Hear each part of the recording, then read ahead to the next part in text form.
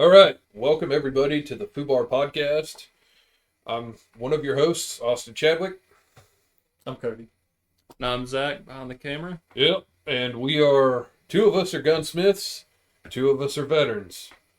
We're going to be talking, honestly, a bunch of random nonsense today. Get used to it. Yeah, get used to it. But the first major topic that we have today is on the cycle of operations and basically how gunsmiths use that cycle of operations to diagnose firearms. The biggest problem that we have in general with people coming into us to try and describe a problem or anything of that nature is that it's usually described in a manner that leaves us shaking our heads like, what are you talking about? Because everybody knows that there's different speak amongst all of the different, what would you call it, careers. Yeah. So like somebody in the medical field can talk on a podcast like this, and 90% of the people that aren't in the medical field are going to go, huh? Yeah. Same way with gunsmiths. We have very specific nomenclature for different things. And the cycle of operations is actually really easy. That really, if you have a firearm, you really need to know it. You do. And it allows us to know where to start a diagnosis. Mm-hmm. It's pretty easy. I don't know if you want to go ahead and start walking them through, and I'll give them a show on our 1911 that we got here. Yeah, so we'll, just for everyone, go ahead and show the empty chamber. So we'll start assuming this is loaded. So the first process would be feeding. You have a loaded magazine. Yeah. We're completely empty. Assuming there is a loaded magazine in this. Slides locked back. Everything's ready. The first process for your operation would be feeding. What feeding's going to do, slide's going to come back. It's going to catch the round and start feeding up into the chamber. Yeah, and then that would go into lockup. Yep. Now you're ready to go. Gun's hot. Up next would be firing. Hammer goes forward, strikes the firing pin. It comes forward, hits the back of the round. Your round is now going down the barrel. Up next would be unlocking. Your round on the face is now being extracted from the chamber. As it's coming back, it's going to hit the ejector. And it will now be ejected from the gun. And Slide's going to come back. It's going to hit the back. Cycle of operations repeats. mm-hmm.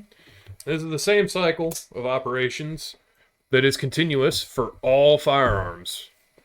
That being said, the best way for us to know what's going on with the firearm is knowing which one of those operations is being stopped.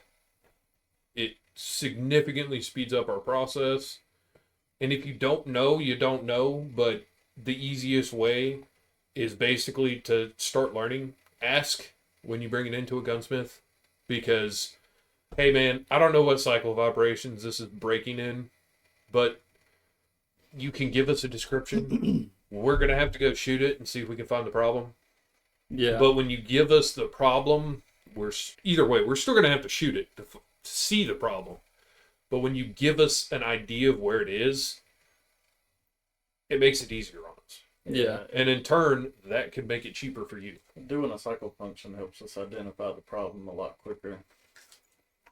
It can show us the problem in the gun before we even do anything to it at all. We already know exactly where we're at. Yeah, and for those who may think that's complicated for whatever reason, it doesn't take much. Just understanding the basics is really it goes a long way in helping you understand so that you can relate said problem to whoever's going to fix your firearm. Because if you just come in and you hand me a rifle and you say it don't shoot, and those are the only words you repeat to me, there's a little bit of a problem there. But regardless, you'd still go into a cycle of operation. Yeah. Yeah, I mean we're gonna figure it out regardless. Yeah, even But if they say it don't. it concerns us when we have people that come in that don't necessarily know.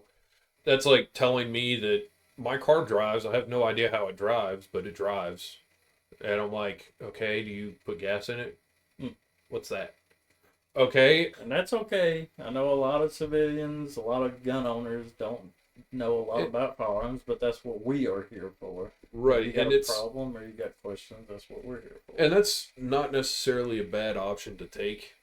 I just want people to understand, because the more you get into firearms and the more you understand them, the safer you're going to be. And really, at the end of the day, the safety and knowing how a firearm operates, following gun safety rules, these are super important. Like, just ridiculously important. Because they can be dangerous, especially in the hands of somebody that has no idea what they're doing. Oh, yeah. Yeah, absolutely. Even from a veteran standpoint. Oh, yeah. Whether you're a veteran or not, I've seen a lot of accidents happen on the range in my time in the service. It doesn't matter. Accidents do happen. Yeah, and they do. I hated it, but to some degree, I have a feeling that people that say that, oh, if you haven't had one yet, you will. Mm-hmm. Or there's two kinds of people, the ones that have had it and the ones that haven't. That's not how you should be looking at it. The biggest concern that everybody should have is making sure that you respect the firearm. When you lose that respect or you get complacent, that's when you have accidental discharges. And accidental discharges can go from, oops, it went off at the range, but it was pointed down range, to, shit, I actually killed my buddy. Yeah. So have that healthy respect of these things, because it can and has happened to people that have been shooting guns for their entire life. It's happened to me. Don't get too comfortable. Yes. Just do not get complacent with firearms. And in order to continue that healthy respect and not get complacent, learn more about them. And what happened to me was I had a cook-off and a 249. Like I was saying, don't get too comfortable and shot 249 all the time. Once the belt's clear and you open it up, you make it when you open it, before you check everything is clear, you're supposed to tilt your head to the side in case there's a round stuck into the barrel, and that hot barrel can still make a round go off. And out of habit, I flick it open. I've never had one happen to me before, but this time it did. And as soon as I opened it, instead of turning my head to the side, I just went ahead and started clearing all the clippings for the brass and stuff, and it said right in the side of my face, felt the burn and all that. Don't get comfortable. Don't forget your training. Don't forget. It's very important. Yeah, and a little bit of a problem with the way some people look at it is when people say stuff like there are those who have had accidents and those that have not had accidents. It almost, in a way, they're trying to normalize it, I think. And that's what I hate about it. Mm-hmm. You should never normalize that. Yeah, it's not something you should. To give our viewers an idea, 99% of places in this industry, especially a firearm industry, and honestly the military, you can get serious trouble for an accidental discharge. Yeah, despot. But for the firearms industry, that's enough to get completely, you will lose your job. Even with blanks, they take it so seriously. Yeah. If you do a random desk pop out in the field, you're getting chewed out. You're getting smoked. Yeah. And but there's a reason for that. Exactly. There is a serious reason for that. And when you're working with guns nonstop, I completely understand the idea of firing somebody over them doing a negligent discharge. Yeah. Accidental, negligent, doesn't matter. You should have not gotten complacent. Now, there are some situations, like there are definitely times where a firearm will malfunction and go off. However, that is when the rules of gun safety should have been applied, and it's pointed in a safe direction. Yeah, I have a story that I can give on that. First and only accident that I've had like that. This was last year, around, I think, September, maybe October. I can't remember the month exactly, but I was working on an AR-10 and was having feeding issues. Would not feed, most of the time it would not even eject properly. It would either stovepipe or just not even make it out of the chamber.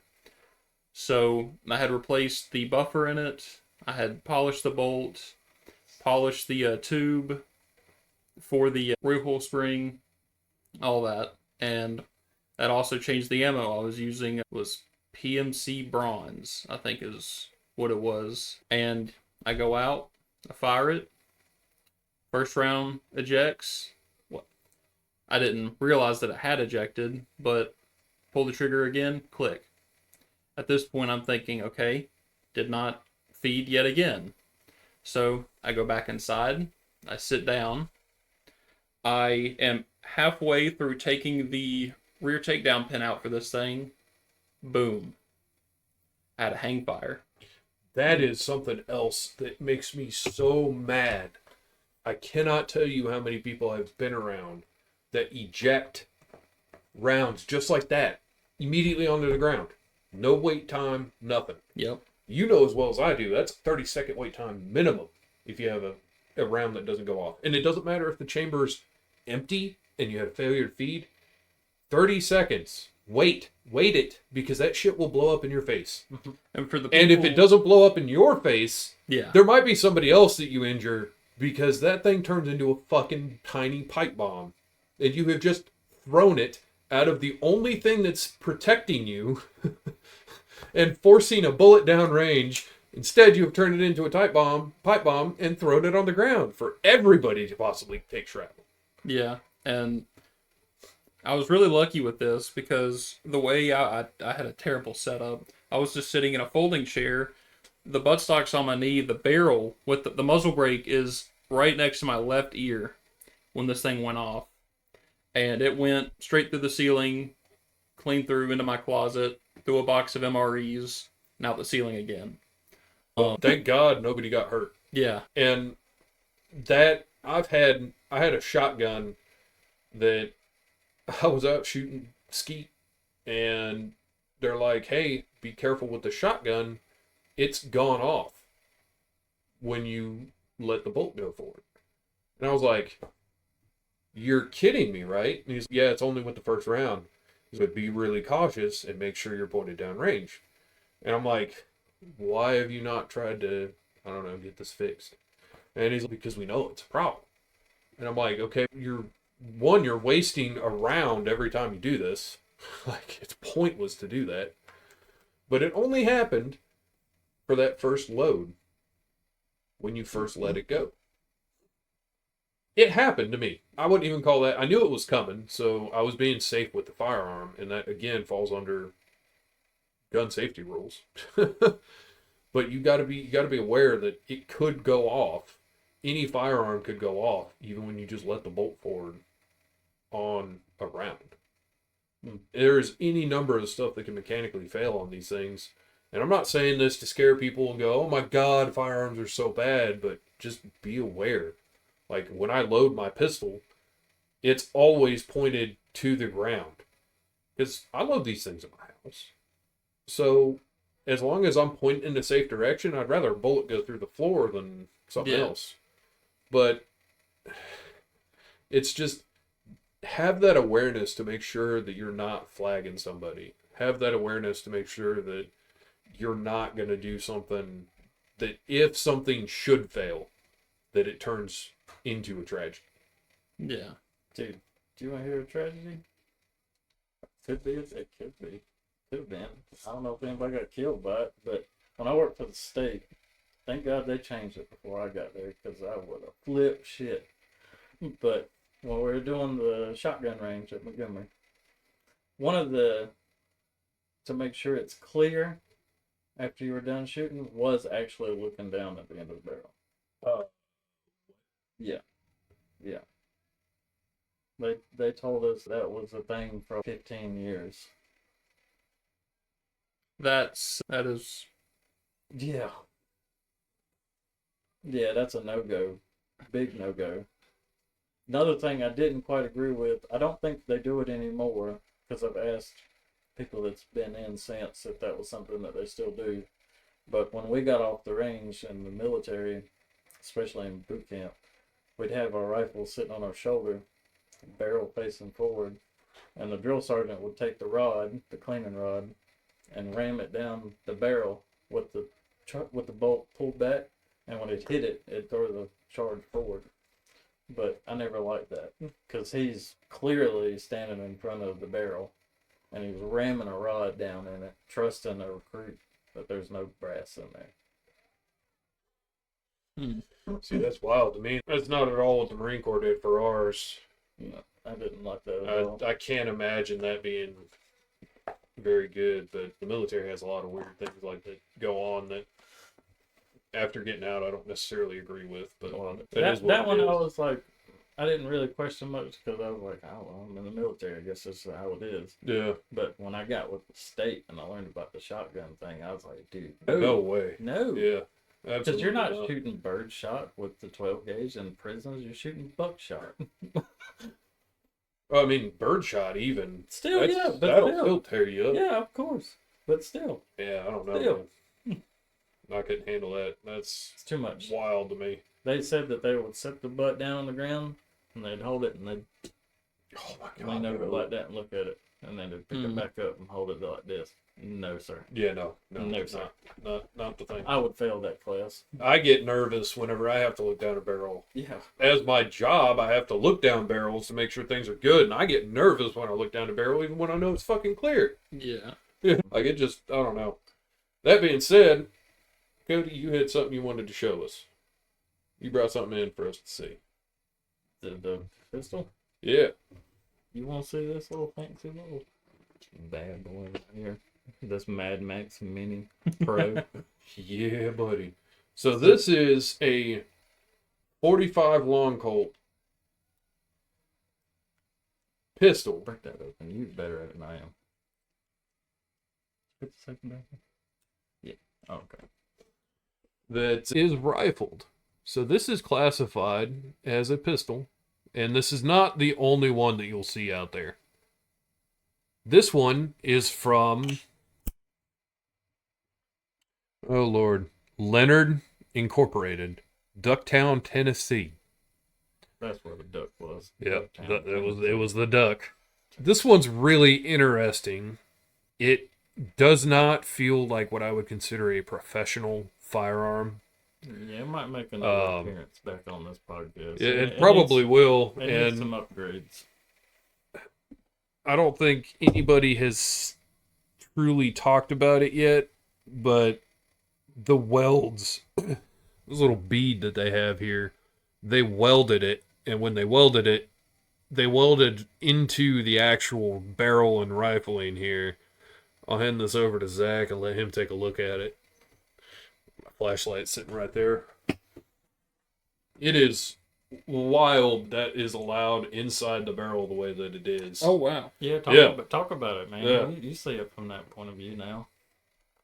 So, yeah, as he said, where they tried that little weld there, it went through, and it is visibly in the rifling.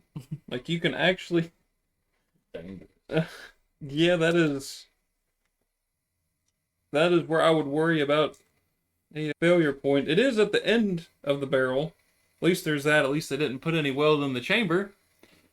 Gotta look at it somehow positively. Yeah. But yeah, there is a visible, probably 1/4 of an inch length of there just being a weld mark in both barrels. And it's like slag. Yeah. Like actual slag from them welding. It's not like they took something and welded to the inside of the barrel. It's that they welded so friggin' hot that the slag, it melted into the barrel and created slag on the inside from them welding the outside to the sight. It is bad. Gotta say, that's probably the first time I've ever seen that. Something like that. And that is... all I can hope is that not all of them look like that, because... So they do. So for everything that I found about this gun, this is what I would consider a Saturday night special. Yeah. Bit of a longer one, but yeah. Take a look at the barrels. So, they actually sit off of each other, kind of like this, looking down at the barrels. And the best way to do it, and I know we just talked about this, but it is to look down the barrel. You will visibly see that they are pointed in two different directions. They are not in line. It is crazy. We got one. The left barrel has a bit of an upward angle, it looks like, off to the left, while the right one is going down, mostly straight down. Do not use this thing for self-defense unless you are actively sticking it into somebody, because those are not chances you'd like to take. Yeah, that's just a fun piece to own. Yeah. Really, that's all it is. Something different. Yeah, it's a Saturday night special. Mm-hmm. There's nothing wrong with Saturday night specials, people. I mean, my God, the Yeet Cannon is basically a Saturday night special. I do have one that I will refuse to acknowledge as a gun anyone should own, and that is those Rome revolvers, the RG-22s. I've honestly not seen those. Or, I might have seen them, but I have no recollection of... Nothing stood out. Back in class, I brought one in. I was seeing you and me Yeah. only had that last class together. I never saw.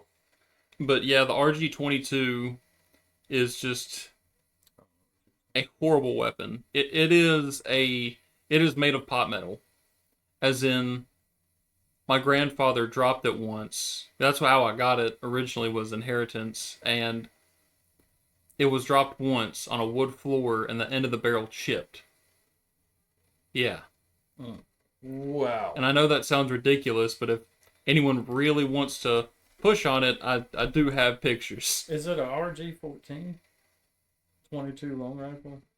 It might be that. I can't remember the exact model number, but it is an RG. Yeah, that's it. Okay. Yeah. Yeah, so it is. RG-14 revolver. So it's an RG-14 that's chambered in 22 long rifle. And they are truly terrible guns. Everything about Wow. them is terrible, and they are not safe. And even Len has said that it is not a safe weapon at all, and that they really should not be shot. Oh, that makes sense. It's German. Oh my God. It's German made. Think of how many accidents they had with the Luger. Right? Was that what it's called? So the World War II, the famous World War II pistol? the discharges they had with that. that was a lot of U.S. service members that would capture those for like trophies that would end up shooting themselves on accident. If I remember right, with the RG, it is German, but I might be wrong on this, so feel free to fact check. But I think they were actually U.S. produced in like Miami.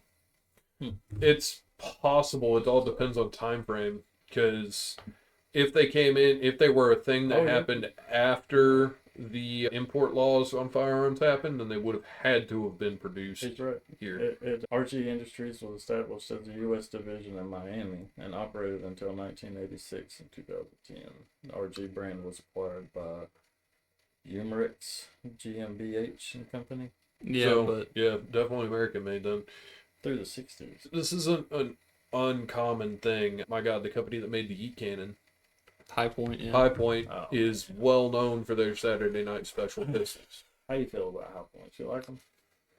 So I actually used to own one of those 9mm carbines. Not one of the new, like one of the older early 2000s, 90s, whatever year one that just had a little scope mount. I don't even think I had any Picatinny. And while it worked just fine, it was very clunky, and the stock, the material it's made of, would actively sand your face if you put your cheek on it. So that made me really hate it. Yeah. And that's why I ended up getting rid of that thing. So we talk a lot of shit about High Point, but honestly, if that's what you got, that's what you got. You got to make do with it. I recommend everybody have a firearm, regardless of what you get. And on top of that, train with whatever you have. Yeah, and train with it too. My God, that's something that kills me. It's expensive, but hey, you don't got to go shoot rounds. Dry fire. Yeah. Do anything it takes to train with that firearm You can dry fire. You can holster, unholster. Obviously, make sure it's unloaded if you're doing dry fire training. Doing that kind of stuff really helps. There's quite a few people on YouTube. There's a Marine that got out a couple years, like two years ago or something like that I watch. And all that he does is he takes his AR and goes on a little dry fire course, clearing, like house clearing, in a little dry fire course that he makes at his house out of 2x4s that he just lays on the ground. Train with what you got, but train with the damn thing, because you get rusty. Yeah, and I cannot tell you how many people I hear and have helped since train at least a little bit that went to the store, they bought, just for example, Taurus PT-22. The rifle version of the 22? No, the Taurus PT-22, it's like a little just semi-auto 22 pistol that this girl bought for self-defense. She had never used it, had it for a couple months. Helped her learn because she wasn't going to train with it otherwise. But yeah, plenty of people just buy these things and think they're set because all they think is, well, as long as I can pull the trigger, I know what to do. Dude, no, you don't. Yeah, no, you don't. I'm not going to say his name, but there was somebody I knew in my past life that their significant other bought them a tactical 22 rifle. Mm-hmm. This person didn't even know how to use a firearm at all. And why would you even go to that route to begin with? This is a very prissy person. So you get what I'm saying. Why would you go that extreme? It all depends. I personally have, and I'll sit and argue this with anybody. Buy a damn gun. I don't give a shit what caliber it is. Get comfortable with the damn thing. A 22 will kill somebody or make them think fucking twice about whatever the hell they're doing, regardless. I don't want to fucking get shot by a 22. Yeah. Nobody else wants to get shot by a 22. Anybody that argues a 22 isn't worth a damn just doesn't know. Yeah. That being said, I'm not using a 22 as my primary. Yeah. If that was the only gun I had, absolutely. But get a firearm. Yeah. I don't care what caliber it is. I don't give a shit how you do it. But get one, train with it. That being said, at the same time frame, once you're comfortable with whatever you get that is a budget solution, acquire one that is special suited specifically for your needs. 22 is a great training gun. But beyond that, start special suits for your needs. All of my firearms have one specific job. Now, granted, I've got more bolt guns than I know what to do with, but that's mostly because of school. Yep. But if I was to sit here and talk about stuff, I have a concealed carry pistol. I have an AR that has two different uppers. It is SBR'd. It is one upper for a 300 blackout and one upper for a 5.56. I can change those out to suit my needs whenever I need to. And I have a go bag that is set up with the other upper. So whenever I've got to go, I just grab my go bag and I've got two different firearms for my AR. I have an open carry pistol whose only purpose is to be open carry. That's mostly for when I'm actually sitting around my business, waiting for customers to show up. But when I'm out and about, I'm using a concealed carry. I have firearms to suit my specific need for any given situation. Yeah, that's a good answer. You know? I would carry a 22 as a carry out in public. Shit. Yeah. Again, it's a 22. Nobody wants to get shot by a 22. Yeah. There's so many. I would rather be shot by something bigger. What's the firearm that carries the most rounds for a 22 pistol wise? The one thing that comes to mind is a Ruger. The Ruger Mark III is the biggest capacity that I know of right off the top of my head that's a pistol. But let me tell you something. You bring a Ruger Mark III into my shop as a bag gun, we're going to be fighting. Because I hate the Ruger Mark III with a passion. Mm-hmm. It is the worst design of a firearm ever. You bring it into my shop, I will fight you. Because I'm not putting it back together for you.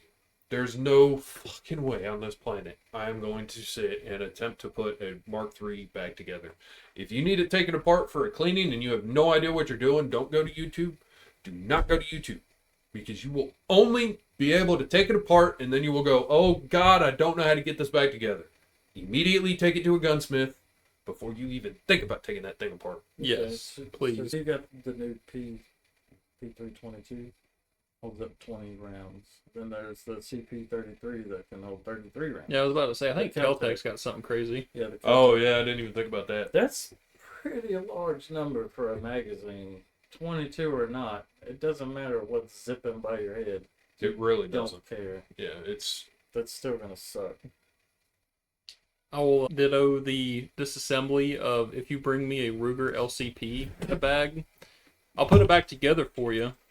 I will, but you're going to be paying the price for it. Yeah, I might put it back together for you, but you will be paying for it. Exactly. Oh, okay. But yeah, the Ruger LCP, I'm just not a fan of pocket pistols in terms of disassembling them because I have meaty fingers and having to dig around in there with little dental picks and putting all those springs back in place, it gets annoying. Yeah, I never cared for tiny pistols, taking them apart. That being said, my little Titan, my FIE Titan, I think it's a cinch to take apart. But the LCPs, man, they are such a pain in the ass. They over-engineer stuff and just make it hard. Yeah. That just annoys me to no end. Now, that being said, since we're starting to get off on our little rabbit tangent, let's bring it in a little bit closer and move on to our next topic. This is something that me and Cody have been wanting to talk about for a long time now. Honestly, a couple of years now. And we've talked a little bit about how we want to do it. But we want to go over and actually start bringing to light some of the Medal of Honor recipients. There are like 3,200 in America. A lot. That's a lot. But it kills me that a lot of people don't know any of these recipients. And if they know any of them, it's the new ones that have been on the news a lot. So, Kyle Carpenter. And believe me, I'm not trying to disrespect them. It is a great honor to receive the Medal of Honor. But there are 3,200. Kyle Carpenter is one of them. There's a lot more to look at and some honestly crazy situations that these people got involved in. Yeah, I had no idea. You just said 3,200. I had 3,200. no idea about that number. Yeah. And you don't need to recognize every name. I don't know them. I know quite a few of them just because it's honestly like one of the things that I spent time doing is just going through and looking at these people. It is crazy, some of the stuff that they've done. So we're going to be talking about Jacob Parrott. The first Medal of Honor recipient occurred in the Civil War. If you want to scroll down a little bit on the note side of things. Yeah. Really, the reason that I'm saying that is so that we have notes about this, mostly so that we don't get it wrong while we're talking about it, when we're actually attempting to get information out there. We're going to talk about it and give our own opinions and stuff on this, but I still want to be able to read the information that I could gather about Jacob Parrott. So his full name is Jacob Wilson Parrott. He was a private in the U.S. Army. I keep that in mind. He started out as a private. Yes. The date of action that the Medal of Honor was awarded for was April 5th, 1862. And this occurred in Georgia of the USA. Jacob Parrott was born July 17th, 1843. So this man was 19 years old, not even 20 yet, 19, when this occurred.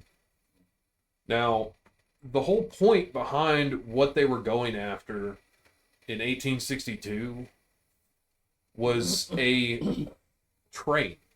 They were going after stealing a train and a locomotive chase, like a police car chase, happened during this situation, which is wild, but it's with fucking trains. It's a new one. I haven't heard about that before. It's crazy, dude. Can you imagine that? Like, trains chasing each other. Like, these guys stole a fucking train from the Confederate Army. Literally 19 soldiers and 2 civilians were on this train to steal it. Obviously, this was like undercover special operations stuff in the Civil War that they were doing. I'm not quite. I tried to dig into it a little bit. I'm sure he did as well. He might have found something, but I'm not quite exactly sure why they were raiding the train to begin with. Yeah, there's, unfortunately, and if any of our viewers happen to find anything, dear God, let me know. I searched the internet up and down. I looked through the actual government site where these are all listed and marked and cataloged. Could not find hardly any information aside from what the citation says. And the citation is nothing. It doesn't hardly say anything. Yeah, the only thing I know was his death, and he died of a heart attack. Yeah. But what was the deal of the op? Like, why did they want that train so badly? Yeah. That it led into a legit train chase, like a cop chase. And these guys, you know for a fact that these guys are driving a train on train tracks, running from another train that's coming behind them, and there's 20 guys that are guaranteed to be shooting at the other train like it's Wild West with freaking muskets. Yeah, I haven't even, I've watched a ton of Westerns. I've never seen a train chase. The only thing I can think of is if anyone here's played a Metro Exodus, there is a train chase scene, and that is like the only thing that comes to mind. Yeah, occasionally you'll have maybe a scene where 2 trains are riding next to each other, but it's not, one's not chasing the other one. The one that you're on is just going. Yeah. And you're passing by one, so you use the other one to do something to move around it. But that's like video game stuff. That's not real life. It's just everything I think of with that op. I just don't understand what the point of the train was, though. So I know that they were going to go blow railroads and bridges. They were going to blow them. So maybe the point was to capture that train and stop it in the process. I don't know. What I'm thinking, one, because it does tell us that they captured the train due to the Confederate troops getting off of the train to eat lunch. And that's when they took over the train. I think that this was some kind of a supply train. That's the only thing that makes any sense to me. Yeah. So they stole a supply train, and likely some of the supplies were what they were going to use to blow the bridges on the train tracks. So they stole the train and took off with it, and were able to damage 2 of the bridges. They did not pick them out, because shortly after they stole the first train, the Confederates got a second train and proceeded to chase them and caught up with them. So you think it was a supply I'm operation? Pretty sure it was a supply cut Because operation. in war, you do want to cut supplies as much as you can. It makes sense to me. That's the only thing I can think of. Only thing that makes sense. They did get captured. Yeah, the train that was hijacked ended up breaking down, and the Union troops had to run, and they attempted to run and were caught and spent the rest of their time in a POW camp. All I can think of with a train chase, I don't mean to derail.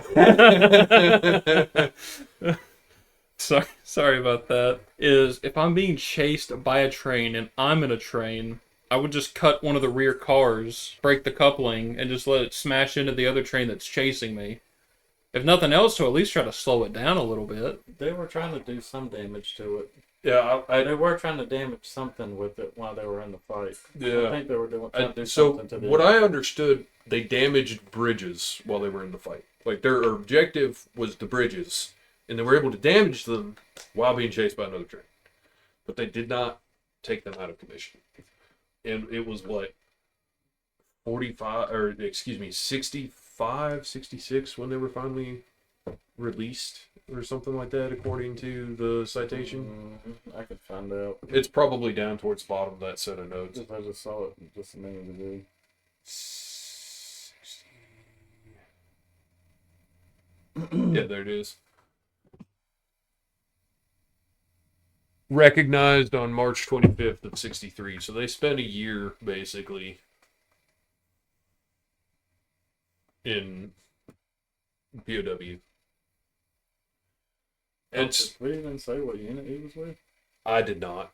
Oh. I did not. Oh, he was with Company K, 33rd Ohio Infantry. When he was released as a POW, they made him a lieutenant, which is awesome. He came in as a private. Yeah, that's a huge jump. That's like a... It's not uncommon for earlier American wars for people to have battlefield promotions like that, but that is a massive jump. Yeah, like that's one of the largest jumps I've heard of. And granted, it's basically turning him into a Mustang, and our current military has the ability to do that, but you're not getting a field promotion to that. That's very unheard of nowadays. Getting like going from a enlisted to a officer. Yeah. Like, you're basically, I mean, we call them Mustangs, and there's plenty of people that do that, but they're almost all warrant officers. I noticed that, I don't think we pulled their names, but there was five other individuals as well. On the same operation that received the Medal of Honor. Also. I did not think about pulling it up, and that's might add like a little snippet or documentation in the post-processing of that information. So, not to make it kind of sound bad, because it's not, now I think about it, but back then in those days, a lot of valor things was happening, a lot of noble things. So they probably were handing these medals to people with the most valor back then. Yeah, I think that they did not have the, I wouldn't say control, but that's really what I'm going to say. Because there are a lot of guys that got it during the Civil War. And again, I'm not talking smack about these guys. They got a Medal of Honor. That's like the highest reward that they can receive. But I feel like they did not have a specific set of, what would I call it? I want to call it control. Isn't there like some rules. sort of council now, like that you have to submit for someone to get a medal? I don't know the specifics, but from what I understand, there is a really strict process you have to go through in order to get even recommended for a Medal of Honor. Yeah. And then it goes to a congressional, is it a hearing or a board? I think it's a board. That actually goes through and looks over all of the information. And mind you, back then, that was not a thing. That was not something that they did as far as I know. Yeah, like Civil War was the war that gave out the most Medal of Honors. It was over 1,500 Medal of Honors given out during the Civil War. That's the most. Crazy. That's over half of the Medal of Honor winners in America's history. Bloody. Yeah, incredibly bloody. And I'm not saying anything that they didn't deserve it. I'm just saying that I don't think they had the same process that we do now. Yeah, it seems like a lot of the Medal of Honors that are getting them today are going through detailed investigations. But that's also... Especially because now that we have the drone footage and stuff like that, our UAVs can pick up movements, see how it actually went down. Yeah. So it probably has to be evaluated before whoever it is that's over it says, okay, yeah, we'll get it to them. Yeah, it's just a lot more stringent process. But you have to think about back in that day, information and records were not very well kept. And even if they were, it's easy for that stuff to get destroyed. Even all the way up until Vietnam, there's still plenty of stuff that's just not properly documented. Exactly. Like, I hear a lot of people will argue over, let's just say, Carlos Hathcock, about his achievements. And there's people that have done digging, and a lot of his achievements apparently are not properly documented, so it throws it up into question. But at the same time, there's no documentation. There's no documentation. Vietnam was That's the same for all of the wars. Just look at what information that I actually had to use ChatGPT to find all of the information on the internet that it would possibly find in order to get everything that I have in my notes is a combined total of 50 different websites. So realistically, that's why I didn't sit here and read all of that information to you. Mm-hmm. I stuck to the information that I knew was true, that is basically recorded in the actual government's website or through a citation that is trustworthy. A lot of that information there is just to give us an idea of what occurred, because there's no real information on it. Like I said, even the Medal of Honor citation is a fucking 3-sentence thing. Mm-hmm. Like there's not a lot to really talk about, which means it wasn't really well documented. And that would continue for a long time. I mean, so when you get into where we're starting to document the stuff, you get crazy stories coming out of it. Roy Benavidez has an insane story. Basilone has insane stories behind their Medal of Honor.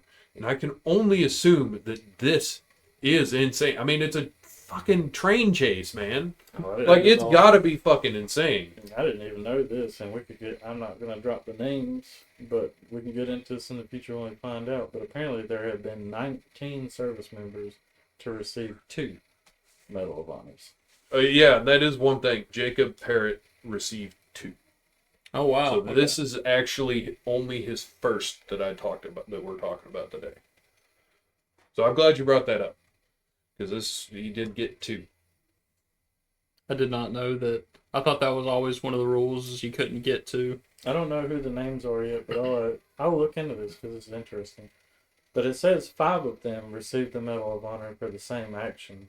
They were Marines serving with the Army units and received both the Army and the Navy designs of the medal. The other 14 received 2 medals for separate actions of valor. So those could be really good to dig into. Yeah, actually, it's wild. I'd be interested. Don't feel like we didn't do a lot of research into this. That's okay. Because I did do a lot of research into this. But he's the first guy. But he is the first guy, so I really wanted to focus on him himself. You would think that the first Medal of Honor would have more detail, though. You would think really would. But so I wonder if some of the information is actually in other people's. I'm sure. Yeah, I'm sure that people that that's majored in some form of history probably know more about him. Hell, I'm sure if anybody watching has information on this, please, dear God, send it to us. Anything we can learn about these noble men. Yeah, and I will make sure that it gets either a tag and a comment or something to make sure that anybody who's interested in this also has the same information. Because they don't get talked about enough. No, they don't. I mean, even the more modern ones, a lot of people don't know. Yeah, I'm pretty in the dark on a lot of these. I had no idea on the numbers honestly, I didn't even know about the Medal of Honor like anyone back in Civil War stuff. Yep. Yeah, and I'm pretty like I said, the Civil War was the bloodiest, but I'm sure once we get into World War II and Vietnam, there'll be some tearjerkers, I bet. I'm pretty sure there's some pretty ridiculously crazy. But I'm pretty sure we're going to see some wild stuff. So as our war advances, and we will. That being said, I know that as we get into more modern conflicts, they started getting awarded more and more posthumously. Mm-hmm. I don't know how the Civil War one went. However, I am honest to God shocked that this was not a posthumous award. Because a lot of the guys that end up getting the Medal of Honor end up being posthumous. Like I was saying, I don't think it's bad because, like I said, what they did in the Civil War was gnarly. Oh, yeah. But they handed out a lot of this medal, and it's a new medal for a new war. Well, and you heard 1,500 out of the 3,200. But You can't just sit back and say, "Oh, they just handed it out to them." No, because that was a bad war, and who knows what they had to do to survive. It's just unfortunate to us that information is hard to come by for. You're marching into your own death. Not to mention a lot of people killing your own blood relatives. Yeah. And again, we're not talking shit about them. It's just we're trying to make it people aware that the Medal of Honor at that time was not the same now. One of our soldiers that would have done the same damn thing then would not have gotten the Medal of Honor for doing that train chase. I can about guarantee. They probably would have got Silver Cross maybe or something along those lines. Some other type of achievement medal. Yeah. It wouldn't have. I don't think it would have been the Medal of Honor. Because the type of raids that we do now is, I think, heroic. Even clearing buildings is insane. Yeah. Insane. You think about it. Clearing buildings, you never know what's in there, and you're just risking your life to move on to the next objective. And that is a frequent thing that people that don't understand close quarters combat will never understand. It is a 50-50 shot, even with the highest trained people in close quarters combat. In my opinion, and some people might not agree with this, I don't care. But people that were involved with Black Hawk Down, 6 days in Fallujah, clearing houses like that, all of them should have been rewarded the Medal of Honor, because that is heroic shit. Amazing stuff. Yeah. It's interesting you brought up Fallujah. I don't know if either of you have seen the game. Yeah. I think it's 6 Days in Fallujah. Yeah. I played that because I was always curious. A dude in the program when I first went in was actually in Fallujah, and he has pretty bad PTSD from all that. That was so. My drill instructor when I was in the Marine Corps was one of the guys in Fallujah. He went in with an entire platoon, and out of the entire platoon, only 6 of them came back. Or something like that. The Fallujah was nasty. I watched a documentary not that long ago for Fallujah, and just the combat footage that they showed on that. Dude, it's wild. My heart, if I could just pull it out and give it to them. They're just such noble people, man. The game is, if there's a lot of vets out there that say that game is, like 6 Days in Fallujah is as close to being there as you can get. Yeah, I've seen some clips of some of the veterans that were there playing it, and you could tell they're kind of like in their eyes, they're kind of like locked in, like they're kind of like back in that moment. Yeah. They don't even really want to play. They're just kind of slowly moving through it, coming to realization, having all those memories flow back over them.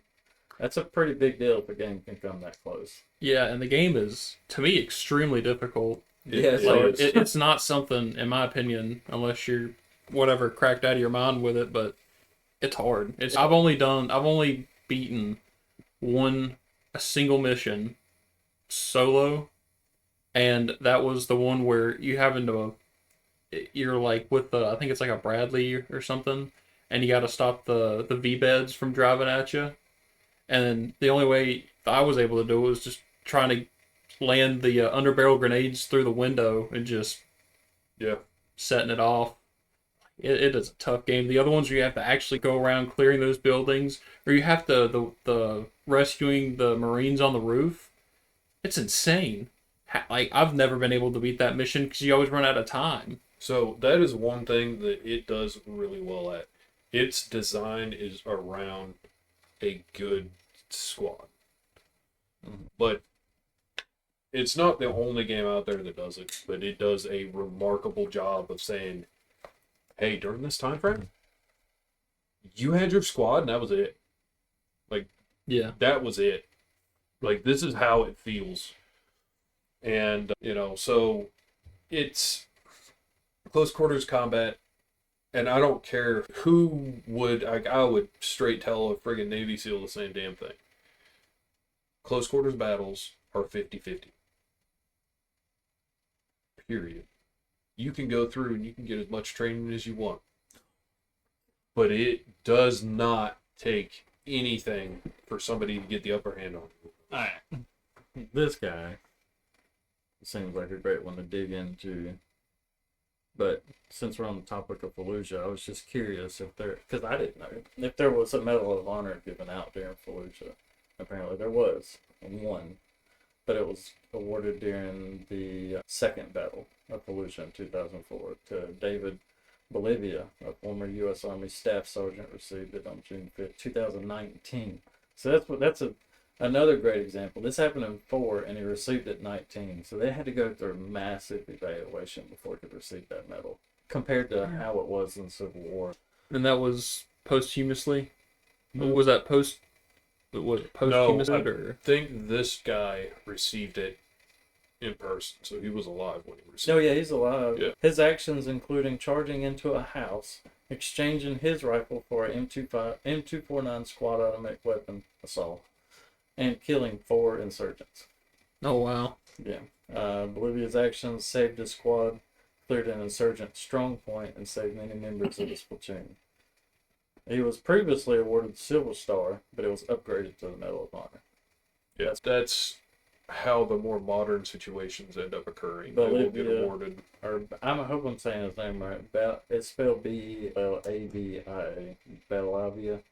Bolivia.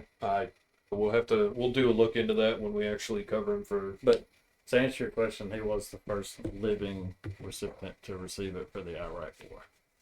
Gotcha. Like I said, it happens a lot more posthumously than it does otherwise. That said, let's move on to our third talk, which is Shenanigans. really, it's more along the lines of shenanigans than anything. It's a lot more lively than our talk with the Medal of Honor recipients. It's still a bit on the veteran side, so the military side of stuff. We're basically just going to call this boot talk. It just seemed appropriate. It'll make sense. Any of you veterans that are listening, it'll make sense when we start chatting about it. While we call it Absolutely. Boot Talk. Oh, man. So Boot Talk is when you're in the Marine Corps, Army, any of the branches, right when you get done with basic training, boot camp, you feel like you have this sense of strong pride about yourself. And you do a lot of stuff dumb. Yeah. Like buying a backpack, carrying around a military backpack with all of your little day pack gear in it and stuff like that. You can spot a boot from a mile away. Oh yeah. It's Oh, yeah, wild. you So a can. lot of vets just don't go around advertising that they're vets. Most. I am wearing some. Yeah, and there's nothing wrong with wearing it. Just you'll see a lot of guys that. It's worse than this. Yeah, it's Okay. So a guy just got done with boot camp. He got his T-shirt, his company T-shirt. He goes to the mall, right? He's got that motherfucker tucked in his pants. He's got his combat belt on. Okay. He's got his combat boots on with blue Yep. jeans. Yep. All right. And he's got some kind of hat on. Usually it's those Velcro hats with the flags on them and stuff. And they'll wear their new iPro, their sunglasses, and that's what we call a boot. Gotcha. Fresh out of the boot. You look and like they will talk trash to anybody and everybody some of to them their have their detriment. dog tags hanging out over their shirt. Oh yeah. Come on, man, you don't need to Advertise that much. Everybody's aware. And let's be real, everybody is one. Everybody is one. You're I never if you argue the fact that you're not, you're lying through your teeth. I never tucked in my pants or anything, but I definitely wore my company shirt Oh yeah. out and about with a Velcro hat I on. did too. I mean, I did too. it's just is what it Honestly, I've had people call me a boot now. is. Those are fighting words, and I'll fight you over it, but I've had people call me a boot now. It's as derogatory as it sounds.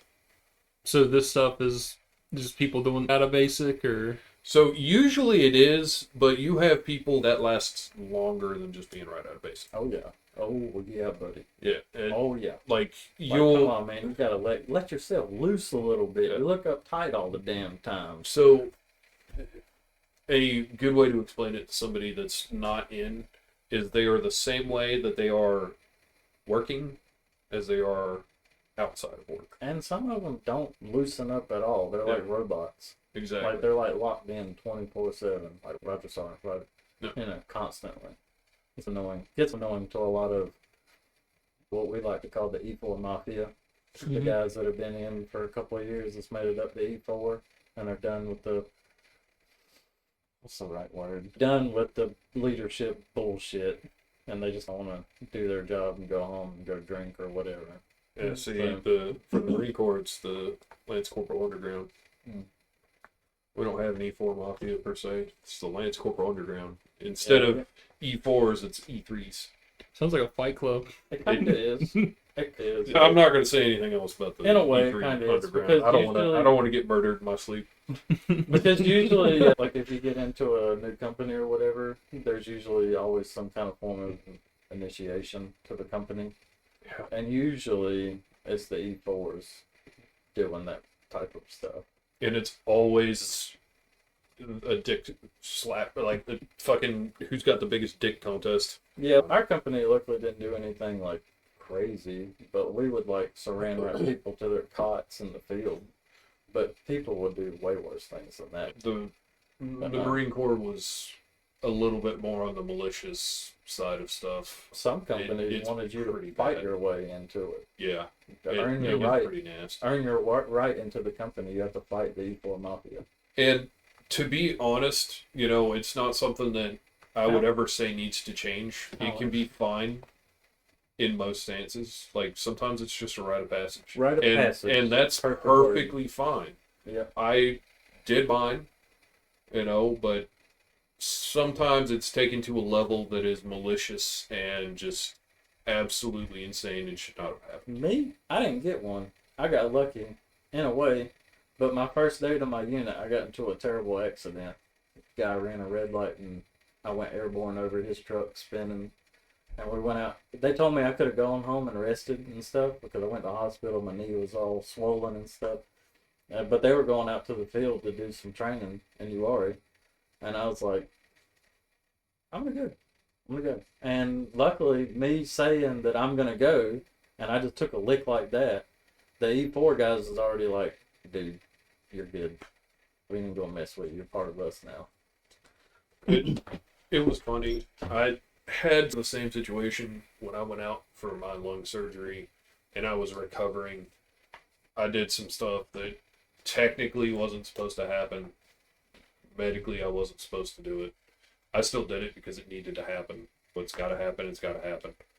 But I got yelled at more to go sit the fuck down and stop doing that because you're not supposed to be lifting things or you're not supposed to be participating because you're hurt than anything. And that's when it ended up changing for me. So, you know, but yeah, boot things are just, it's the comedic side of dealing with somebody that is just too big for their boots. Yeah, because boots, their morale is always so high. It is. There's nothing wrong with that at all. There isn't. It's comical to people that have been in. Yeah, because they make a lot of decisions that are dumb. Yeah, because So a boot will pick a fight with somebody that's going to whoop their ass.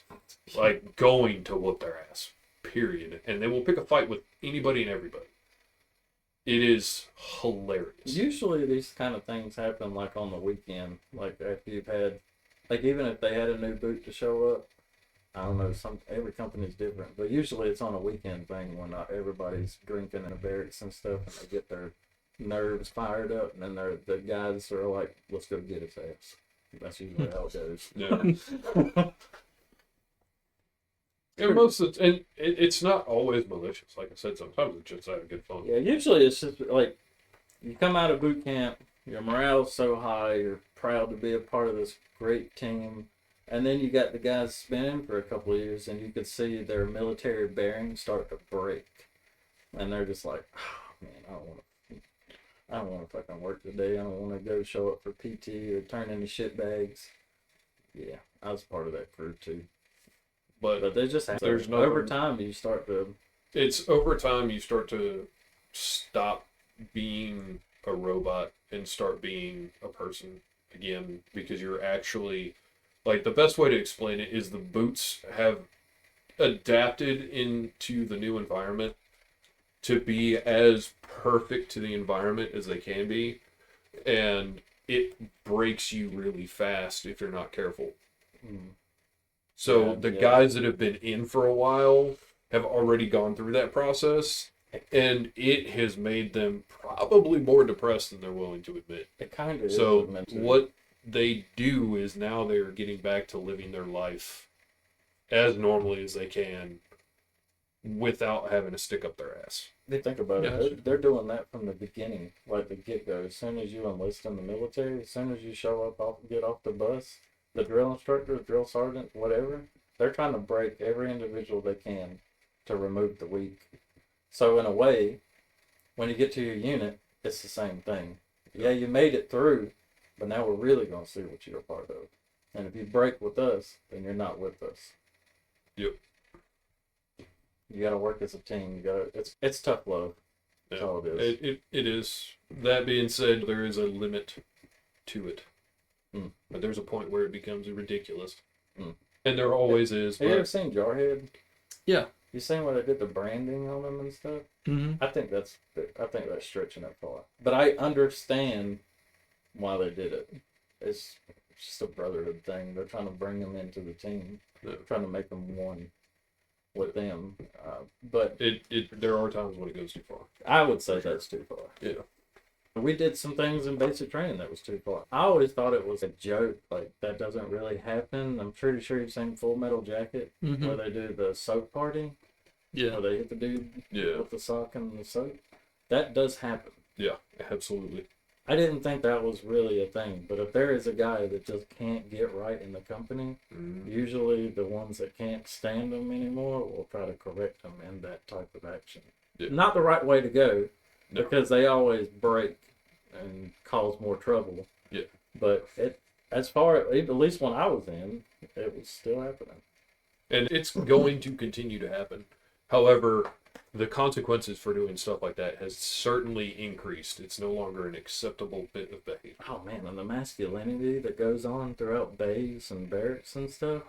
The drill sergeant will make somebody a bay boss, like you're in charge of making sure all this is cleaned up and all the guys are in order. It's another who's got the biggest dick contest. Nobody can stand that individual. Yeah. Nobody. It's such a honestly, now that I look back, a lot of the problems that I had about the military in terms of people just going above and beyond in terms of being an ass, where they were just trying to show you that they got the biggest dick. That's all it boils down to. Is I've got a bigger dick than you, or I've got higher rank than you. Fuck, you're a piece of shit. And that's literally how it goes. And there are better ways to handle situations like that than just putting somebody down. Because the reality of it is, I had a guy that never made it home that was a buddy of mine. After I got injured, I got sent to, basically, I was fucking light duty, and I couldn't go on a training op, so I had to get put somewhere, and I got put with the maintenance for our barracks. When I was in maintenance for the barracks, I met a dude that was part of our artillery, one of our batteries, but he was getting separated from the military because somebody claimed, and I don't know if it was true or not, somebody claimed that he had put on his corporal rank a day early and started fucking with the new boots. A day early. Like, why the fuck? Like, it made no sense. I like, after getting to know the dude, it made zero sense to me. What a shitbag thing to do. Yeah. So they supposedly lied about it, according to him. I don't know if it was true or not. I have no stance for that. But he was getting dishonorably discharged for it. Ouch. That fucked his life up so bad that he went out and fucking committed suicide. Mm. He's dead because of something like that. Ouch. That is not an uncommon thing. It is not. So when I was injured and I couldn't go to that op, my command staff was being so shitty to me that I had a new staff sergeant come into our unit, and he was like, "You're not going to commit suicide." Like, this was a frequent question that he asked me because I was getting treated so bad from command.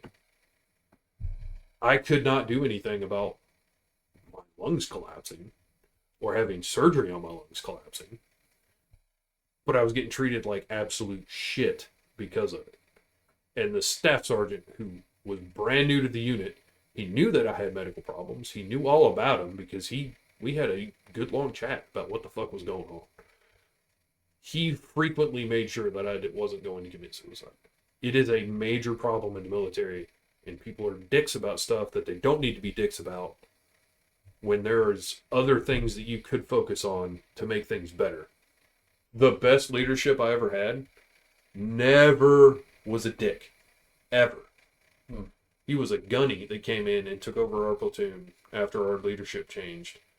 And he came in, he worked with us in the fucking mud all the time. In other words, we had a job to do, he was right there with us, working. He didn't just go do this and then fucked off to his office, like most of the other staff that I've ever had the pleasure of working around. He was out there with us doing it. Now, I'm sure he had his own stuff to do in his office, and he did that on whenever he wanted to. But this man did work with us. And if we fucked up, yeah, we paid for it. But he made sure that we learned from it versus just fucking coming out and yelling at us. There's definitely a lot of good leaders in the military. Yeah, there are. There's a lot of... It's situations that you're just yelling or just making this person, beating him down. Dude, like... What is it? 11, 21 a day or something like that? 22 a day. 22 a day. I can't believe I forgot that. Jesus. The average number of veterans a day that commit suicide is 22. That does not include active duty personnel. That's suicide. Yeah. It is absolutely fucking nonsense because 90% of the suicide stuff isn't caused necessarily from the actions that they themselves have done. I feel like it ends up coming from all of the people around them. That's it. It can boil down to a lot of things, man. I mean... It can, but I feel like the way that people treat others, especially in the military, some of it's fine. I get good order, discipline need to happen. But there is a limit to that. Yeah, even if somebody's like a little different. Because obviously, there's definitely people that come in the military that you're like, what the fuck, how'd you get in here? Yeah. and those are usually the ones that kind of get treated badly. It kind of makes me feel bad, because when we came home from my deployment, think about it this way. When I was coming home, we were dealing with COVID. COVID just started. It was a high ramp. It was bad. And we're leaving country, and we shake hands with the colonel, right? And then when we get off the plane on stateside, we're being met with people in hazmat suits, scanning us, fully geared up. And then they tell us, yeah, y'all just came back from wherever y'all came from, but you got to quarantine for 2 weeks. During this quarantine, we had multiple suicide attempts. Yeah. And usually it was with those people that, like I was saying earlier, if you get in there, or people just couldn't shake what they saw. Yeah, I do have I wouldn't really say why are you here, but I did have one of my buddies that joined the Army right out of high school. And I'm assuming he didn't last long, because I'm pretty sure he's out now. I don't know how long he made it, but the only story I know was like, one of the first things he did was he shot another guy in basic. Oh. On purpose. Oh. And he claims the story was and I won't say any names, but I guess the guy next to him while they were on the firing range got like a hot piece of brass down his shirt, and he was wiggling around, loaded rifle, finger on the trigger, flagging him. And I guess he didn't know what he was doing. He, I guess, told him to stop like twice, and then he just shot him. So an accidental discharge. No, he shot him on purpose. Oh, like, he told him to stop flagging him, and then he shoots him as a consequence. What a dick. Yeah, I was just thinking, I feel like there could have been a lot of better ways to absolutely resolve this issue than shooting the fucking guy flagging you. But I didn't press him on it. He didn't want to talk about it. I didn't want to argue with him. What do I know? I'm never in. People go through different trauma. Like I was saying, they weed them out. But even when we started, there was so many people that were there. I was like, dude, how in the hell is all of us going to fit in all these barracks? Because there were so many of us. But before, like, you have this thing before you even start basic called reception. At least in the Army, that's what it's called. And it's when you go through all your paperwork processing and all that stuff. It's where you get your uniforms and all that shit. And surprisingly, during that week, it is so boring. You're bored out of your mind because you don't have any electronics, no TV, nothing like that. Mm-hmm. People start breaking over that. They'll start dropping like flies. They'll say, "I don't want to do it." And by the time we get to where we're supposed to go to start basic training, the number has dropped tremendously. And then it makes sense. Oh, now we can definitely fit in these barracks. And Gotcha. even when you're in the barracks, people are still dropping like flies. And they tell you that it's easier to graduate than it is to quit. Because the process of getting out by you saying I quit is a hell of a lot longer than going through basic training. It's better just to fucking tough it up and bite the bullet and go through it. Do you have a guess on how many people there are at the start? Well, how many people were in your reception versus when you graduated?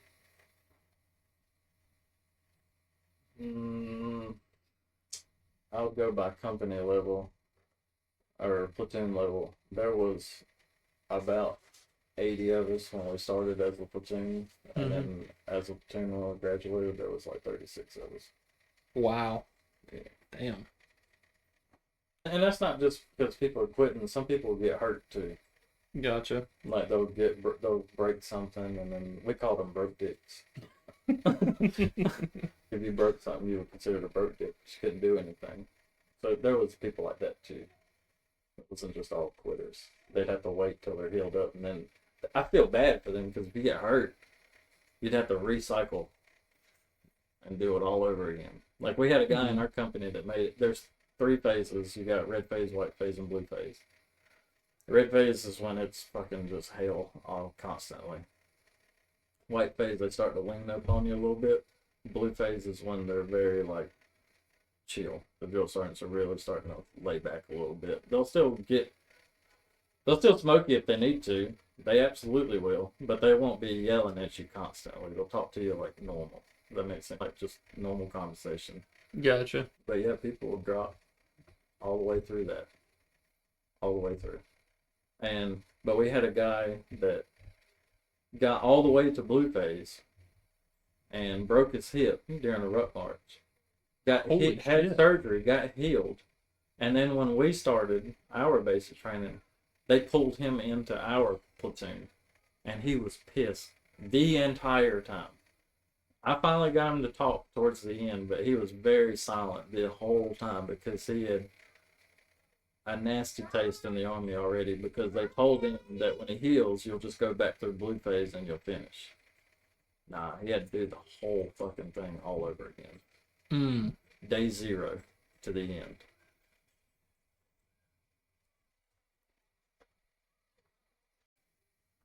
All right. I guess we'll move on to another topic now. I've refilled my coffee, and we've taken a little bit of a break. And so, AI. Let's talk about that for a little bit. It's interesting because it's a hot topic right now. Yeah, definitely. Topic. Yeah, I definitely have mixed. I'm not gonna say it's bad, but I do have mixed feelings about it. I do as well. But that being said, like I said earlier in the podcast, I use it fairly frequently to help condense information. Yeah, and I started using it pretty recently for just stuff I was curious about. Yeah. The responsiveness, and honestly, I use it a lot for posting to social media. Just because I can give it the points and everything I want to talk about, but I'm not exactly a people person. So when it comes down to spitting the shit out on social media into a post that people need to read, I don't captivate people with my words on paper at all. Yeah. I probably don't captivate people speaking. Fuck them. It has been helpful on that side of stuff, making it an approachable topic for me in terms of being able to post to social media. That said, it's not like this is really the first time I'm truly sitting in front of the camera to get out there and truly hit social media in a I'm doing it manner Yeah. rather than I'm just testing the waters. And it's been helpful in terms of getting things set up and getting a strategy down for how to do that. That said, I think that there is a limit to what it should be allowed to do. Oh, absolutely. A lot of people get pissy about AI art and it crossing over into the art field. Oh, it's the same way with music too, pal. And we actually have some stuff to talk about in terms of the music. Which I don't really give a shit. Music's music. If it sounds good, Yeah. it sounds good. Exactly. I get everybody's hatred towards the photos and stuff, but if you look at how AI art is really going, it's exploding, and I get people to making money off of it. I feel like AI art is not going to outdo humans, though. Art that a human sits down and works at, and a professional artist is almost always going to beat out AI art. They already got a movie coming out created by AI, but it was finalized by humans. Yeah, exactly. So And is it that- really fully an AI movie then? No, it can't be. I don't think so. But AI does a lot of stuff that's helpful and useful. Example, I sent you guys a playlist of music. Mm-hmm. That music is generated by AI. The lyrics were generated by AI. I edited them and I put them together to get the generated music out. And then, of course, I've done a little bit of editing here and there to the actual music to make it usable. There's some stuff I'm not happy about with it, but I'm not a producer. I'm not a musician, So me being able to get that out there is, in my opinion, awesome. Yeah, it's cool. And there's a lot of stuff I see online. So my first, and AI music is still like really new to me. Like my first ever experience with it was just a few months ago. I was looking up Warhammer 40K songs because I was getting really into Space Marine too.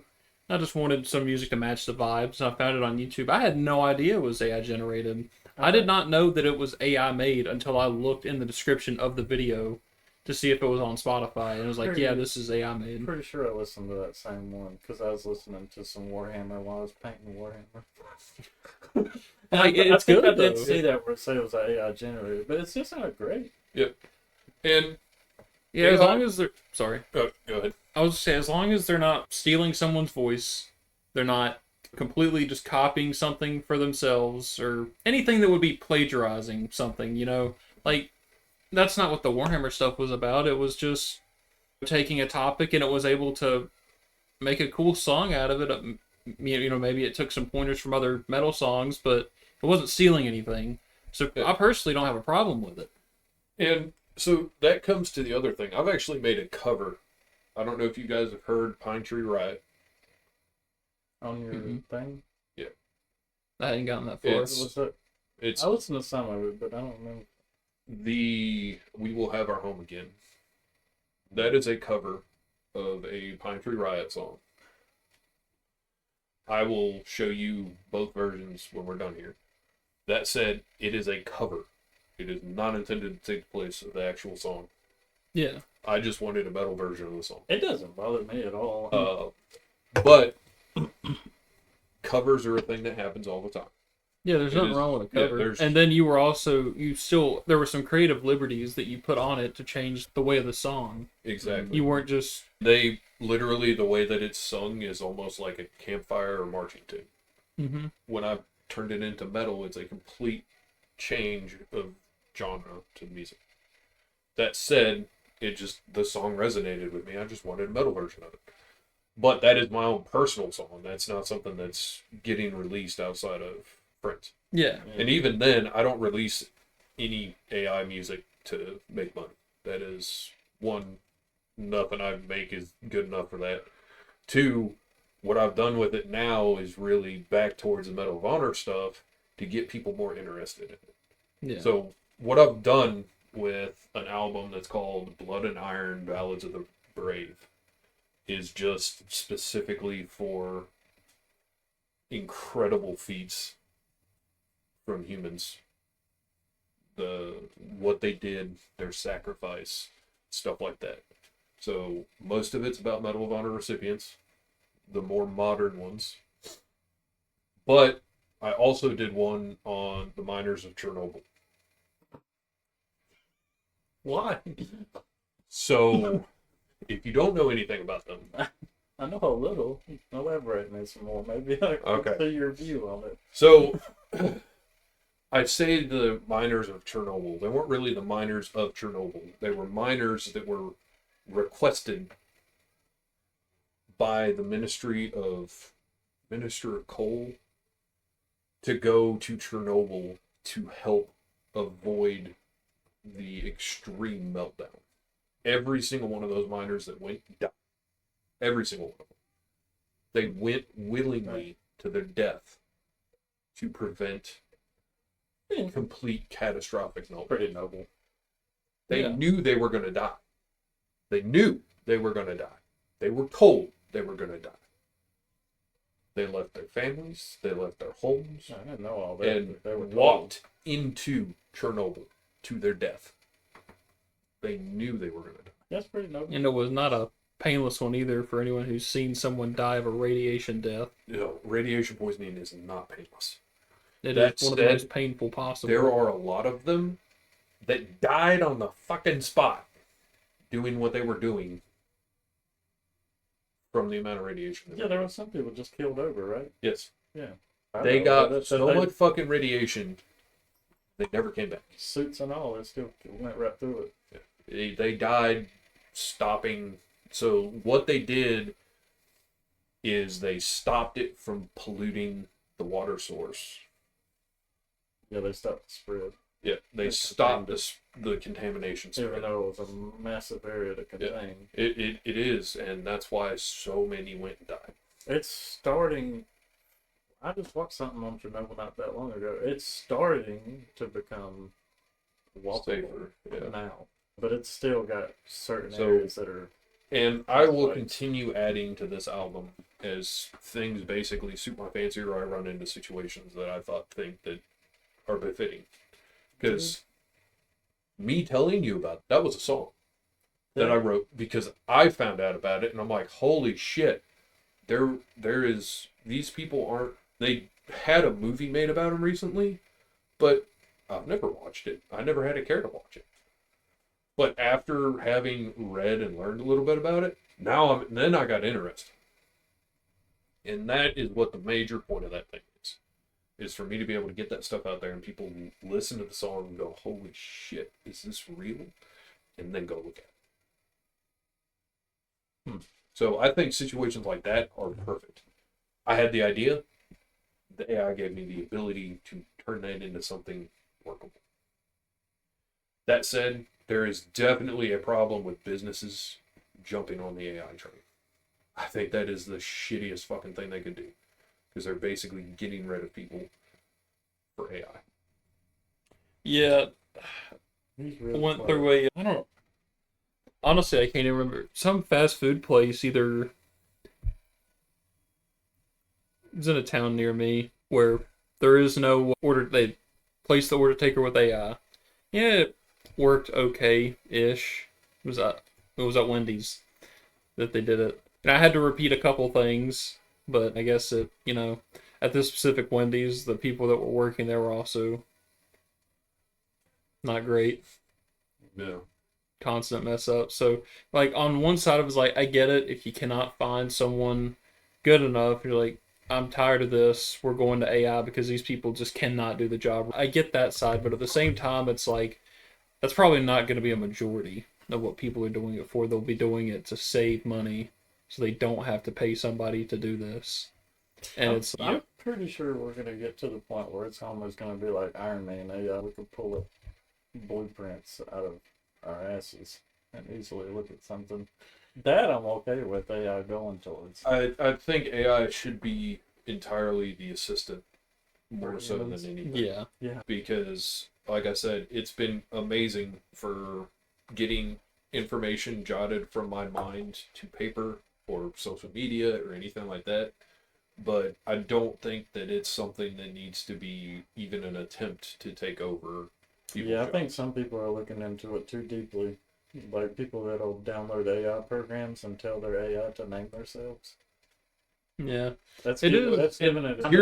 Giving To it. sidetrack and bring that point a little further, there is a huge community right now in Skyrim, of all places, that have modded AI into Skyrim Talk to about. make them a digital wife.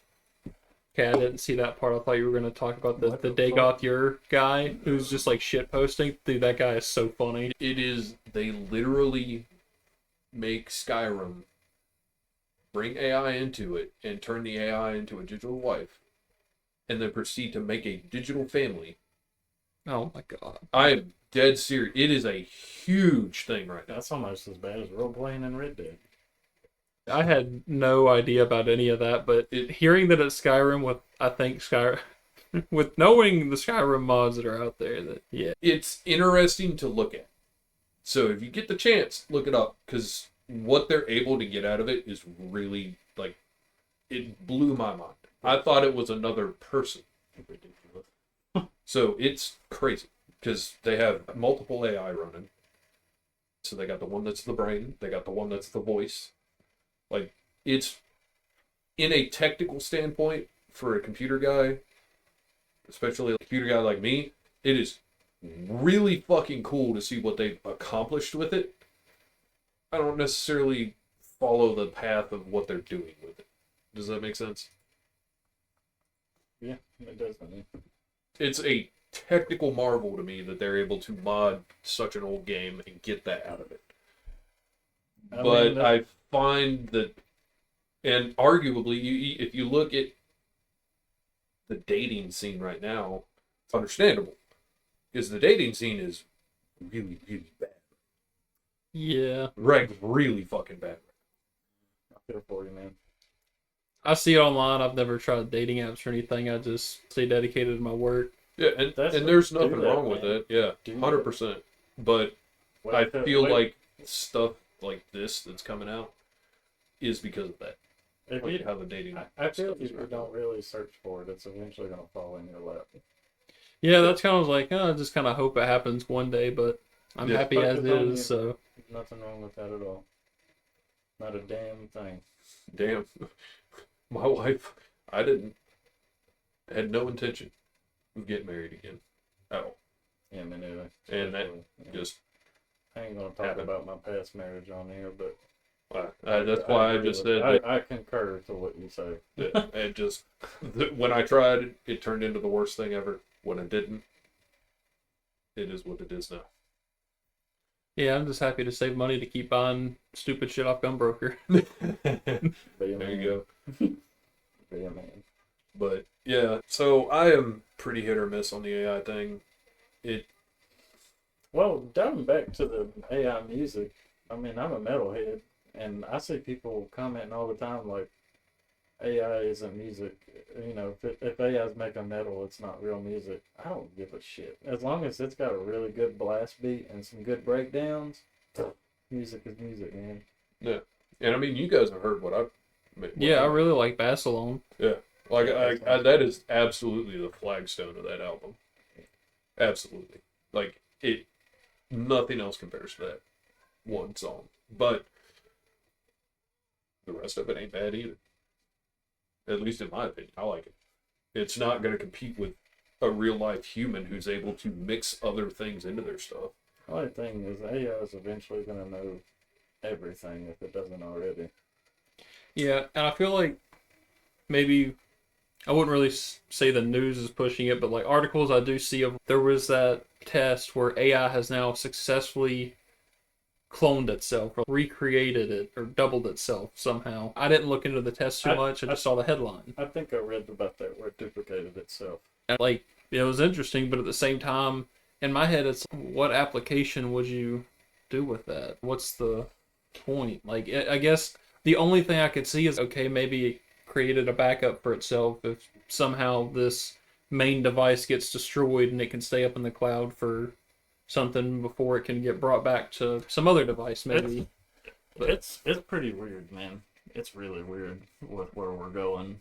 I feel like it's exciting, but it's scary at the same time. Yeah, it's definitely scary to me because I'm not gonna sit here and act, oh, we're gonna get T1000s to deal with in the next 20 years or something. I think man. Tesla dropped them AI robots, man. It could. I think it would be closer to an AI robot situation than Terminator.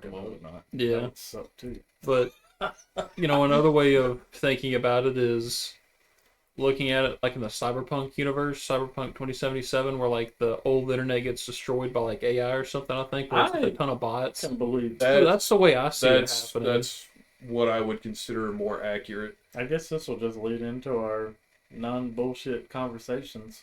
Yeah, it's definitely going into... Might as well turn into our... fucking miscellaneous nonsense. No, but yeah, that is... It's scary. Topic 4. Or topic 5, excuse me. That being said... Y'all Helldive, right? You know I do. Hell yeah. Actually, right there. Helldive. It's a Helldiver tattoo. So I haven't played it yet, and I haven't even looked at much gameplay. But all my friends have told me to play it, and I just recently got access to it because I shared games with my brother's Steam account. So I'll probably give it a go at some point soon because my friends are threatening to call me a communist if I don't play it. Yeah, just be aware, it falls more in line of 40K with how it does democracy. It's so much fun, though. But the game, don't worry, I love 40K, so. Yeah. I think we all like 40K in here. Yeah. That's a good thing. Yeah, he got me into 40K, actually. Yeah. Yeah, I had no idea you were into 40K. I don't think we mentioned it at all in school. I know I never brought it up, but when I walk into your office and I see the Black Templar, I'm like, oh, man. Oh, Yeah, man. I've been a 40K fan for a long time. That being said, there for a while, especially when I was in school, my interest in it fell off just because of how the company was acting. Like how Star Wars is. Dude, I was a massive Star Wars nerd. Like, back before Disney took over, massive. They just crushed it. The Mandalorians were, like, my fucking thing. Yeah. And then they murdered it when Disney took over, and they still haven't really replaced it. Yeah. It's like they took the Black Templars and turned them into puppy dogs. You talking about puppy dogs? Some people find it funny when I say I do like the Black Templars. Been reading. I do like their plot and storyline. Some of the battles that they've been into, pretty awesome shit. But I like the Salamanders. Yeah. I just like how noble they are. Good people, but still, they'll fucking draw blood wherever it needs to be. And that's the thing. Even the Salamanders have a limit. The thing I love about 40K is nobody is the good guy.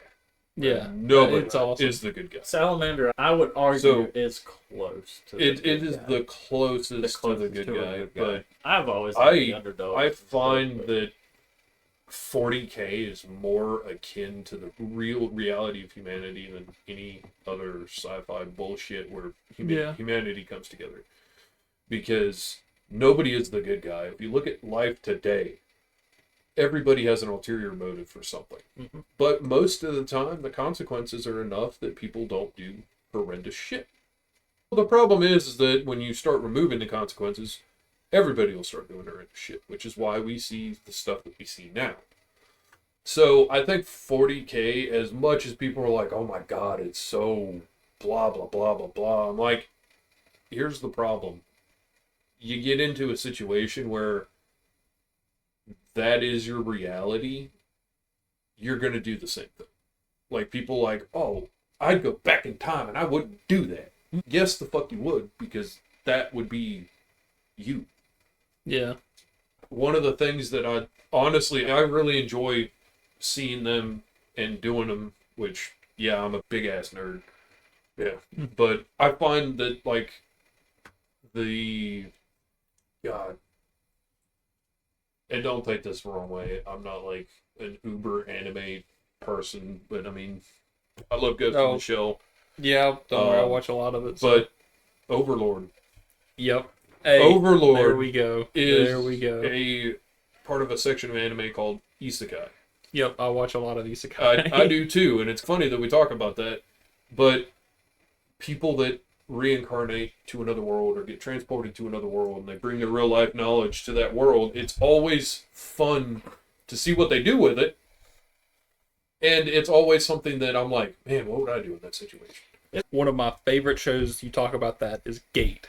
Yes. Where, dude, God, I yeah. love it so It's much. amazing. I have this strange fantasy of wanting to see modern military equipment fucking raise, like, just medieval fantasy. I don't know what it is, but I think watching everybody does. watching an F4 Phantom fire a fucking radar missile at a dragon, that does it for me, Yeah, man. dude, That does it for me. It's called a freedom boner. That's what you Yeah. have when you I love freedom it. boner. I need to watch Overlord. It's on my list, but Oh. I liked Berserker. Yep. I love that shit. Yeah. And I like Castlevania. I watch I like Castlevania. the dark. I did I too. like the dark animes. Like with Warhammer, me and him have this agreement. The chaos. I usually love dark characters. Chaos. It's pushing it because we've discussed it can lead into demonology and stuff like that because they So- go into detail. I have looked into it. It's It, it's pretty deep. I told him It's pretty this- deep. we're Christian. I don't know about you. Yeah, I'm Baptist. So, I don't play around with chaos because the people that made chaos actually went in and did, They studied the like, books of they demonology studied and demonology ritual and brought rites that and stuff stuff like that. into actual 40K. So there's a lot of stuff with chaos that is legit Yeah, I got the vibes like it. actual fucking demonology stuff, and they don't really change it. There's a lot of stuff that's just fucking straight demonology. Yeah, like I don't know. That it bothers me to that level when they're actually doing actual doctrine things. Yeah. That's been proven. This is how you do black magic. Blah blah blah. Yeah. Mhm. That's a bit of a stretch for me, but I still like dark characters. Like for example, like I prefer the black symbiote version of Spider-Man. I like Ghost Rider. I like the darker version of Wolverine. Ghost Yeah. Rider's awesome. Yeah, I prefer Batman over I- Superman. I like the darker characters. Darker characters isn't the word that I would go for. I call it rogue hero. Rogue hero. Rogue heroes guess are I just find it more My favorite. interesting, to be They honest. are. yes, always more because interesting. Deadpool is a rogue hero. Yeah. But Deadpool is me in a situation where I'm not a good guy. Let's be real. I'm not going to be picture perfect. I'm not going to be some justice warrior out there doing stuff. I'd be like the Punisher, if anything. Where I'm going to go punish you for something you did, and I really don't give a shit about where you're at, what you're doing, or anything like that. If you did something that you need to be punished for, I'm going to fuck you up. Yeah, exactly. I just look up the sex offender registry and just start hunting one by like one. it's situations like that where I'm like, I can't relate to goody two shoes. I can't. I don't Can't. like when I play video games or RPGs Oh, it or pisses me off so tabletops. bad when I someone cannot refuses. play paladins. I cannot deal with paladins.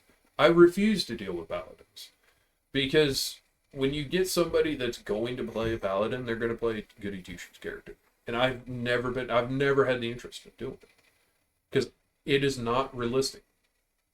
Yeah, that's what I like. I don't know if you guys have played Baldur's Gate 3. Yes. I want to, but I'm not paying $80 for it right now. That's $60 fair. to $80. There's the Paladin class, and what I thought was really cool is like the Oathbreaker stuff. Because like I did try playing Paladin, and I fucking broke the oath. I don't even know how, like, really quickly. Yeah. And then there was the Oathbreaker stuff. I was like, damn, that guy looks badass. I'm gonna do whatever he's doing. I want that armor. Yeah. And it's just, yeah, I instantly failed as whatever a Paladin's supposed to do, being Yeah. good or following his, and I guess in that game, it's not so much as following the moral compass or whatever. It's like they have a set of rules that you have to follow. I don't understand it too much. I'm not well versed in all the D&D stuff, but yeah, I That's instantly screwed up Paladin. that's why I like the Templars. They're zealots. Yeah. They're a lot more like crusaders than anything. And that's something that I can get behind. I can fucking get behind that. Right? 100%. Because they're not goody two shoes. They're not attempting to be goody two shoes. They are fucking warriors that are zealots for, yeah, they're religious. That's great, but they're not fucking goody two shoes. Mm-hmm. They kill all kinds of innocents all the fucking time. That is not. They don't go out of their way to do it necessarily, but they're also not necessarily going to stop. Yeah. So it's just one of those things that I can get behind stuff like that because it's realistic versus, and even the salamanders are more realistic than goody two shoes. Yeah. I just can't get behind a paladin that says, I'm not going to do this because it's against my oath. Because I guarantee you that if you had a choice between save this person or his oath, and he chooses his oath, I would think you're a fucking scumbag for that. Yeah. And that's why I like the salamanders. They make that decision. Exactly. And even the Black Templars are going to kill everybody. Yeah. They're going to kill everybody, period. Which is why I like them. Because they're just, hey, fuck you. Yeah, in Space Marine 2, I run the exact Black Templar setup, and I have my heavy bolter. I just let it eat. Yeah. Oh, yeah. We ran a few games of Space Marine 2. It was just repetitive. It was very repetitive after a while. Yeah, it was. They're adding, like, more They're adding maps. more stuff, which is nice. I haven't played it recently. Dude, the game modes are, like, sorry, not the game modes, but, like, the difficulty. They've added, like, 2 new difficulty settings. It's crazy hard. I still have it. Man, I think it's a great game. I just feel it's like a the fun content game. push was a little slow. I like that and Helldivers. I love really Helldivers. like a lot. Helldivers. Being able to jump to other games, though, is what keeps me coming back. Yeah. Helldivers 2, I've been playing it frequently recently, and I love it. Because the difficulties... I don't know if you heard, you probably haven't, I know you have, because you and me both went to Malevelon Creek. When the game first came out, there was a battle at Malevelon Creek. I've seen the memes and stuff. I was in that. I'll tell you. He was in that. I could tell you right now why it was so bad. After really thinking about it, because it was bad. Oh, dude, it was gnarly. fucking gnarly. Gnarly, Even on easy, it like was gnarly. I even really thought that I was fighting some kind of new war, Vietnam style. Oh, it dude, was bad. Crazy. Bad. So much fun though, but very It was, stressful. yeah. But like, the reason the fucking I trees think, are speaking robot. the reason I think that it was so difficult is because the game just came out and our equipment level was low compared to what it is now. We only had one light machine gun at the time, and that was our heavy machine gun. And we didn't have the stalwart. We had 2 basic assault rifles and 1 pistol at the time. So it was. It was really, and honestly, I leveled up a lot. So I'm like level 31. Out of those 31 levels, 25 of them came from Malevelon Creek. And I ran that many fucking missions in Malevelon Creek to the point that when we lost the sector that planet was in, I was one of 100 Helldivers that stayed on the fucking planet to keep capturing that planet. And we stayed on that planet, basically, until they came back, recaptured the area to where we could invade the sector again. So there was a point where there was 100 Helldivers that were attempting to capture the planet. And we did such a damn good job that we actually kept the planet from being removed from the combat list. it's really cool how Helldivers work, man. Because there's one. We were basically stranded on the planet. There's one game master over the entire thing. Like, his name is Joel. They're actually about to release a documentary about him because of your anniversary was the other day. Oh, yeah. And he said that he's got a documentary on explaining how he does it. But we got a little detail on what he does. He can pick any random planet that's open on the server and spawn in multiple enemies at his own will. He can make it complicated for any individual that he chooses. So he could just He's like absolutely ruin someone's day. Yeah, he's like a god. Malevelon Creek, he did that to everybody that was on the planet. Mm-hmm. I don't know if it's changed since, because after Malevelon Creek, I'd had enough for a little while, and I stopped playing and went to other stuff. Because Malevelon Creek was that fucking stressful. especially when there was only 100 of us. We had to keep the 100 of us had to raid enough that the capture progress did not get reset to 0. For 100 players, dude, we were only able to capture 0.001%, if that. I think it's actually a 10,000th. That wasn't even our bloodiest one though. It wasn't, but it was at the time. It was at the time. Let's see. They have a tracking number. Let's see. Malevolent Creek death toll was tens of million in 2 months. Jesus. We stayed on that fucking planet and fought through. We captured it once or twice, and we lost it. But the a couple one times, dude. It was bad. The Illuminate just dropped, and I think it was on Calypso, but it was way higher than Malevolent Creek. So I know there's the bugs, which I could consider like Warhammer Tyranids, and then there's the robots, which in my head are just, like Necrons maybe? Terminators. Terminators. They legitimately have one that looks exactly like a Dreadnought, but it's not a Dreadnought. It's weird. Every time I see it, I think Dreadnought. I love Dreadnoughts. Okay, so currently, what are the Illuminate? It's like an alien. They're like alien. Kind of like Tau or something? No, I would consider them more like the Eldar because they do a lot more Psyker type stuff. I don't really know what to compare them to. I'd say the Eldar. I don't know what the Eldar is. Is that Warhammer? Yeah. They are, in Mass Effect, I would compare them to the Sorry. They have the zombies too, though. Yeah. Oh, no. The Reapers is what I would compare them to. Yes. But they do, like, they have their own separate aliens, but their technology is, like, psychic. A lot of their stuff is psychic. So their zombies are civilians that they've taken over. It's like a kind of like Resident Evil. It's like a biohazard takeover of the body. Is it? Like For some reason, I thought it was like I've looked into the lore a little bit. Takeover. It kind of is, but when the ships arrived, they also released some kind of toxin throughout the planet, and it started to change them. Yeah. But the main ones that kind of fly around, They're controlling, and they can make their growth like rapidly grow quicker. Yeah. But there's like hundreds of them that they're like the zombies. But Yeah, they act exactly like zombies, but then there's overseers that like control them. What I think is really cool, and I don't know if you noticed this, but when you kill one of the Illuminate that was a civilian, they'll either realize they'll look at their hands in fear of what they become before they die, or they'll do the salute. It's sad. Yeah. It's sad. Yeah. Assuming that you didn't just blow their head off in the first shot, which is always my recommendation. And see, I'm part of a group called the 99th Helldivers Division. It's on Discord, and they have great battles on different planets.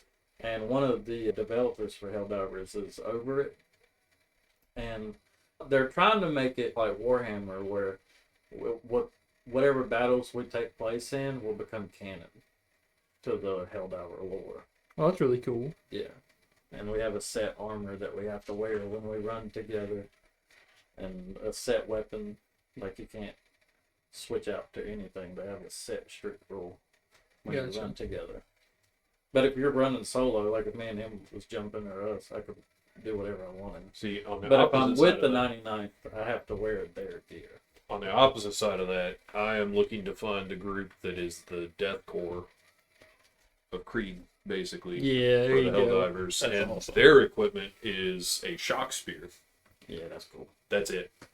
I love everything about Helldivers, man, because I love Starship Troopers, I loved Halo, I like Stormtroopers. It's just like a clash of everything together. Yeah. I love Terminator, Alien, all of that. It's just like a clash of everything. I love it. Yeah, it's a lot of fun. And it used to be repetitive when we only had the bugs and the automatons. But the automatons have been ramping up and they've released some new enemies, and the bugs have gotten new enemies. And now we got the Illuminate, so it's not as repetitive as it used to be. You don't get switch bored to wherever you want to go, but the planet and biomes have really done it for me in terms of not being as repetitive, because every planet now has its own specific biomes and terrain. The one thing I do hate that I need to see more of is the Illuminate are the only ones that have cities. in their map. I need to see more cities. Like, I would love to fight the Terminids or the automatons We in did just a get a city. trench tool. I don't know if you know that. Yes, I did, and I tried to use it in Melee, and it takes up your third slot instead of your second slot, and it pisses me off. I've been seeing people, the whole crew will bring the trench tool, and they'll build trenches fighting automatons and use it as trench warfare. Yeah, It's so cool. yeah, you can dig with it. It's so cool. You It's can literally stupid dig thing. a trench. I Yeah. think it's so cool. My friend told me to play. So their ways of convincing me to play it is the fact, because in most games where I get the option, I always choose machine gunner.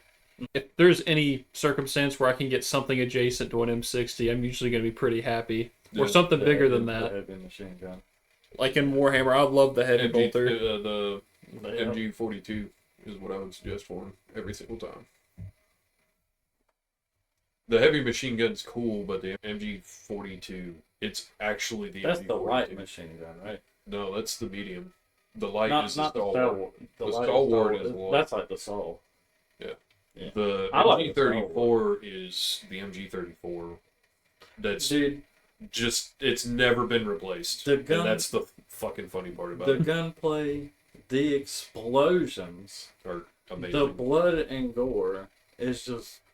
Yeah, that was the Sega thing, because apparently they're adding like a backpack nuke or something. Yeah, it's already. This there. thing is like, It's a mini backpack load, yeah. and apparently you don't have you don't have to take it off. You can just detonate yourself in a crowd. Is like, that's the other thing I do sometimes is like in games like Arma or like Insurgency Sandstorm, like when you're planting a bomb on the objective.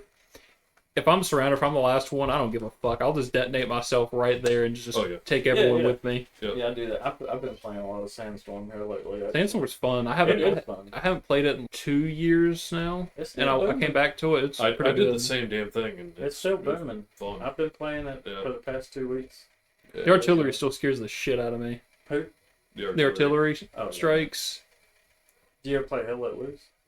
I have not. Oh, I've seen God. a lot of people that like really like Ooh. it, but The artillery incoming on that is fucking terrifying because it doesn't come like in most video games where it's all at once, like a bunch of rounds hitting at the same time. It's like boom, boom, boom. You can see it walking in, Oh yeah. and it's terrifying. if you're And stuck it's in a even trench. worse when it's players that are operating it. It is fucking terrifying. Oh, but not dude. only that, you'll be in a trench, because I play medic in that game almost all the time because nobody else does. So I'll be running around fucking stabbing people with morphine, Mhm. or if I'm on the Russians, plugging things with my finger. But it's fucking terrifying because as a medic, I spend most of my time prone. Because I am on the front lines, shit shooting at me all the time. It's hilarious.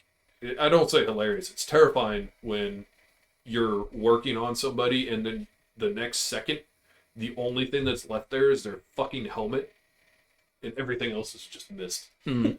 That happens to me all the time, or I'm in a trench trying to heal somebody that's gone down, and there's a whole squad behind me, and I'm like, all right, guys, I'm gonna go get this dude. And I go down, I start working on him, and I turn back, and everybody's gone, and there's just helmets fucking laying there, and there's a few body parts everywhere. I have a really funny clip from Hell Let Loose where these two guys, they were brand new, and one of them pulled the grenade out. And you know, in Hell Let Loose, just like in Sandstorm, you have the under toss and you have the over toss. But he under tossed, and there's like a wall right in front of him. Oh And no. he's like, I'm gonna throw it over the wall, and he under tossed. And he's like, oh shit, why did I do that? And then you just hear it go boom, and I turn around and there's like body parts everywhere. That's a fun game. It is a fun game. It's fun, but like there's games that are just much more fun with people, and Helldivers and that I like these. way better with. I like these. What do you call these type of games? Like MilSim? Is that what you call them? Yeah. Like Arma is. Yeah, I was gonna ask if Arma y'all play is- Arma at I all. like. Yeah, I play Reforger. I played 3 in Reforger a lot. I played 3 in Reforger a lot. I have almost 10,000 hours in Arma 3 that's recorded, not to mention probably the other 50 that are not. I think I'm in like the 9, or no, I think I might have hit 1,000 recently. But most of my hours are like the what is it, Anastasia and like escapes. Anti-sassy and escapes. I love escapes. I got addicted to that shit for. So I while. am addicted to Zeus because I can jump in with any mod set and play. Mm-hmm. So I have mod sets in my Arma 3 for World War II, Vietnam, Cold War, Modern, Halo, Star Wars, 40K, Sci-Fi, which is more cyberpunky, but it reuses a lot of stuff from other mods. And then Any SCP stuff? I've stayed away from the SCP stuff because that is more of a scripted thing than it is having actual entities as well as. I still enjoyed some of the ops though. And that's the thing, you have to have Zeus to do that. I Zeus by myself Mm-hmm. in my own personal space because Arma 3 communities and units go way too hard on the MilSim side of stuff and try to act like they're actual military. Yeah. And it pisses me off because you actually have to have leave of absence if you can't show up for ops. Which I'm not fucking doing. It's not my goddamn job. It's a fucking game. Some people act like it. role play too far, man. Yeah. When I play, I generally just play to play the game.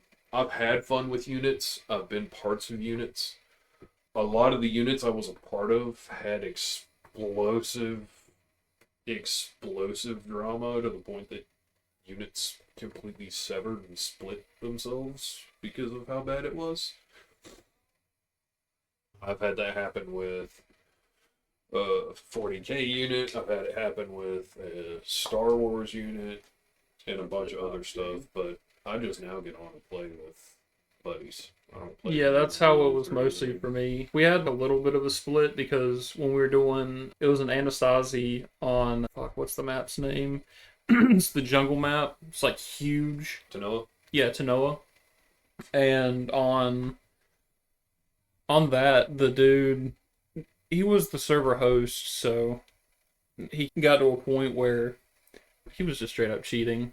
The second we got air vehicles, he would just go and bomb the villages, and he would kill the civilians, and just make everything worse for us.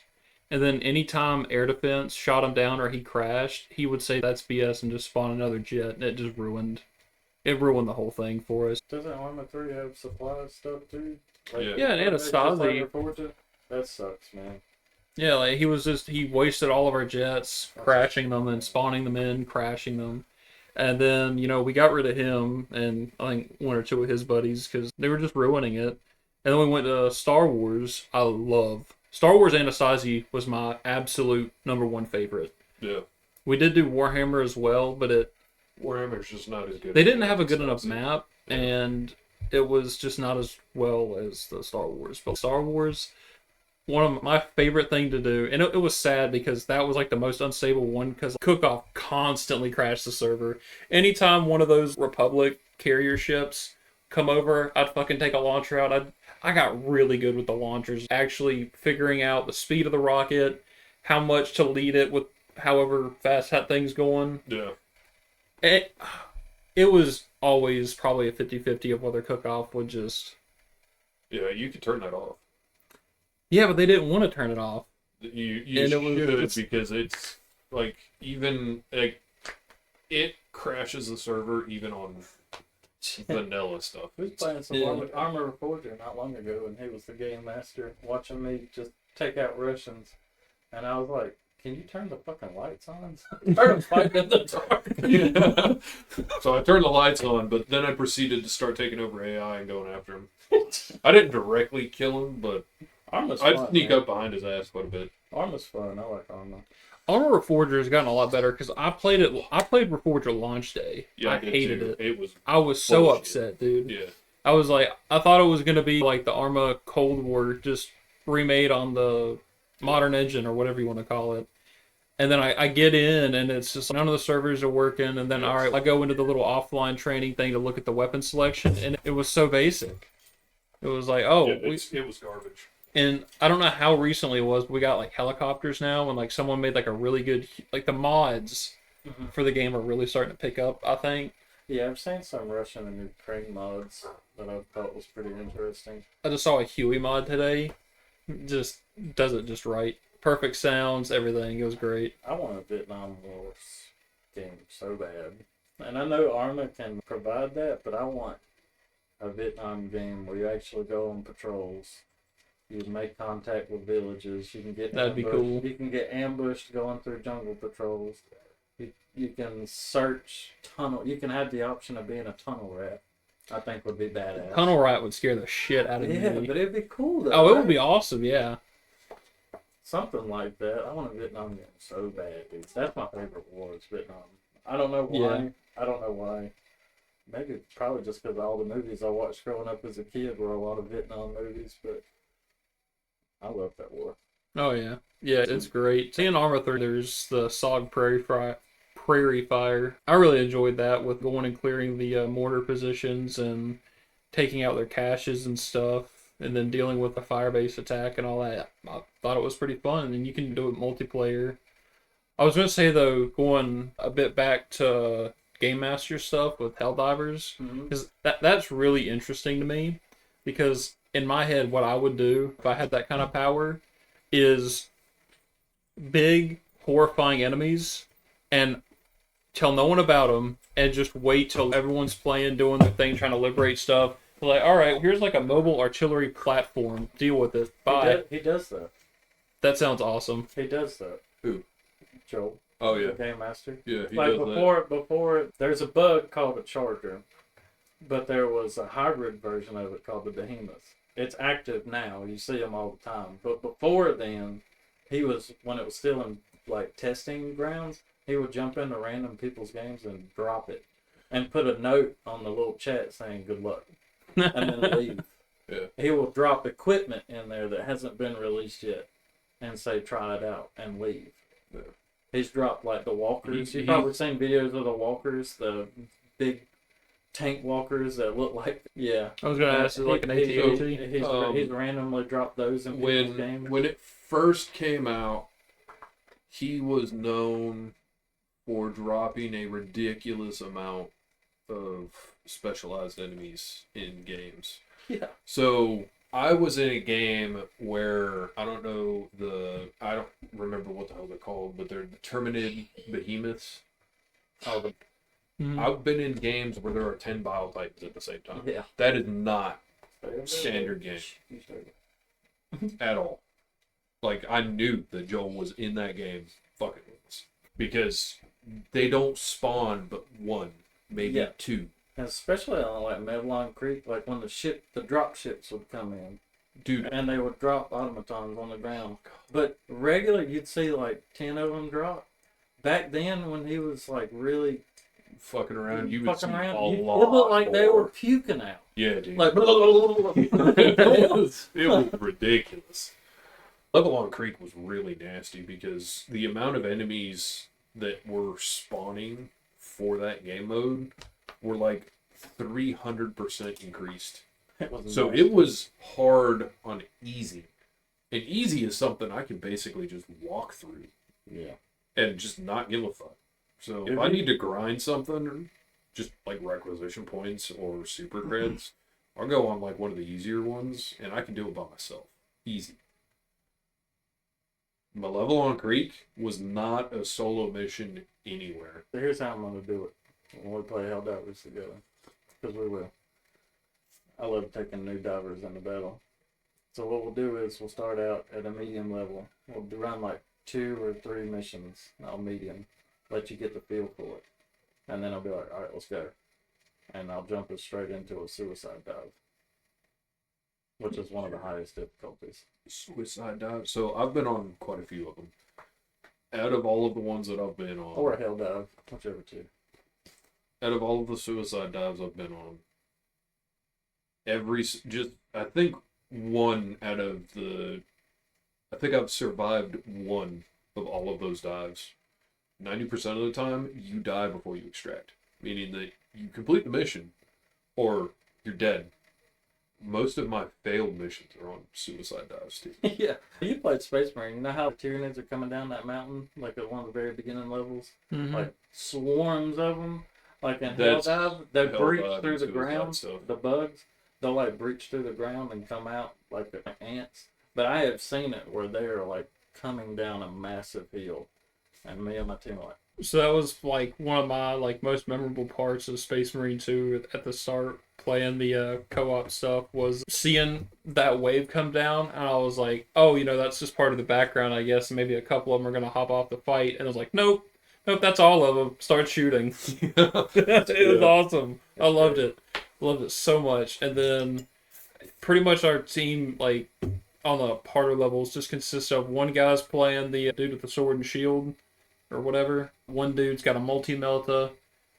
There's me with my heavy bolter, because I love that damn thing. I freaking love, damn it, I have brain fart. The big tanks in Warhammer. Lehman Russes? Not the tank. Not the tank. Dreadnought. The Dreadnought. Oh, the Dreadnought. I love freaking Dreadnoughts. Dude, yeah. I don't know why I grew up in the like campaign where that Dreadnought busts through the wall. And proceeds to completely tear the fucking... What was that thing? It's not a Hellblade, it's a Hell... something... Hellbrute. Hellbrute. That sounds right. Hellbrute. Just with the minigun just straight into him, just... Yeah, tear and that. then That was awesome. proceeds to rip his I head out. watched some of the Warhammer Plus on YouTube. I'm not paying for that kind of subscription. I don't know if you have that or not. You know what I'm talking about though, right? Warhammer I think so. Plus, where they drop episodes every now and then of I haven't lore stuff. watched it. You can watch a lot of them on YouTube, but there was one that I was watching where this fucker just grabbed this chaos enemy and just spun his fucking hand around like constantly and just ripped it straight to... I was like, oh my god. Oh my god. That would suck so bad. Just being spun to death. They're awesome, man. Oh, yeah. But, alright. We've been going at this for quite a while. Mhm. Pretty We've good, covered pretty quite a good. bunch of stuff. Y'all have suggestions? Hit us up, good or bad. If you're an ass, I'll call you out for it. Fuck you, basically. Anyway, we're signing off. Later, boys. Ladies, whoever. Y'all have a good one. Till next time.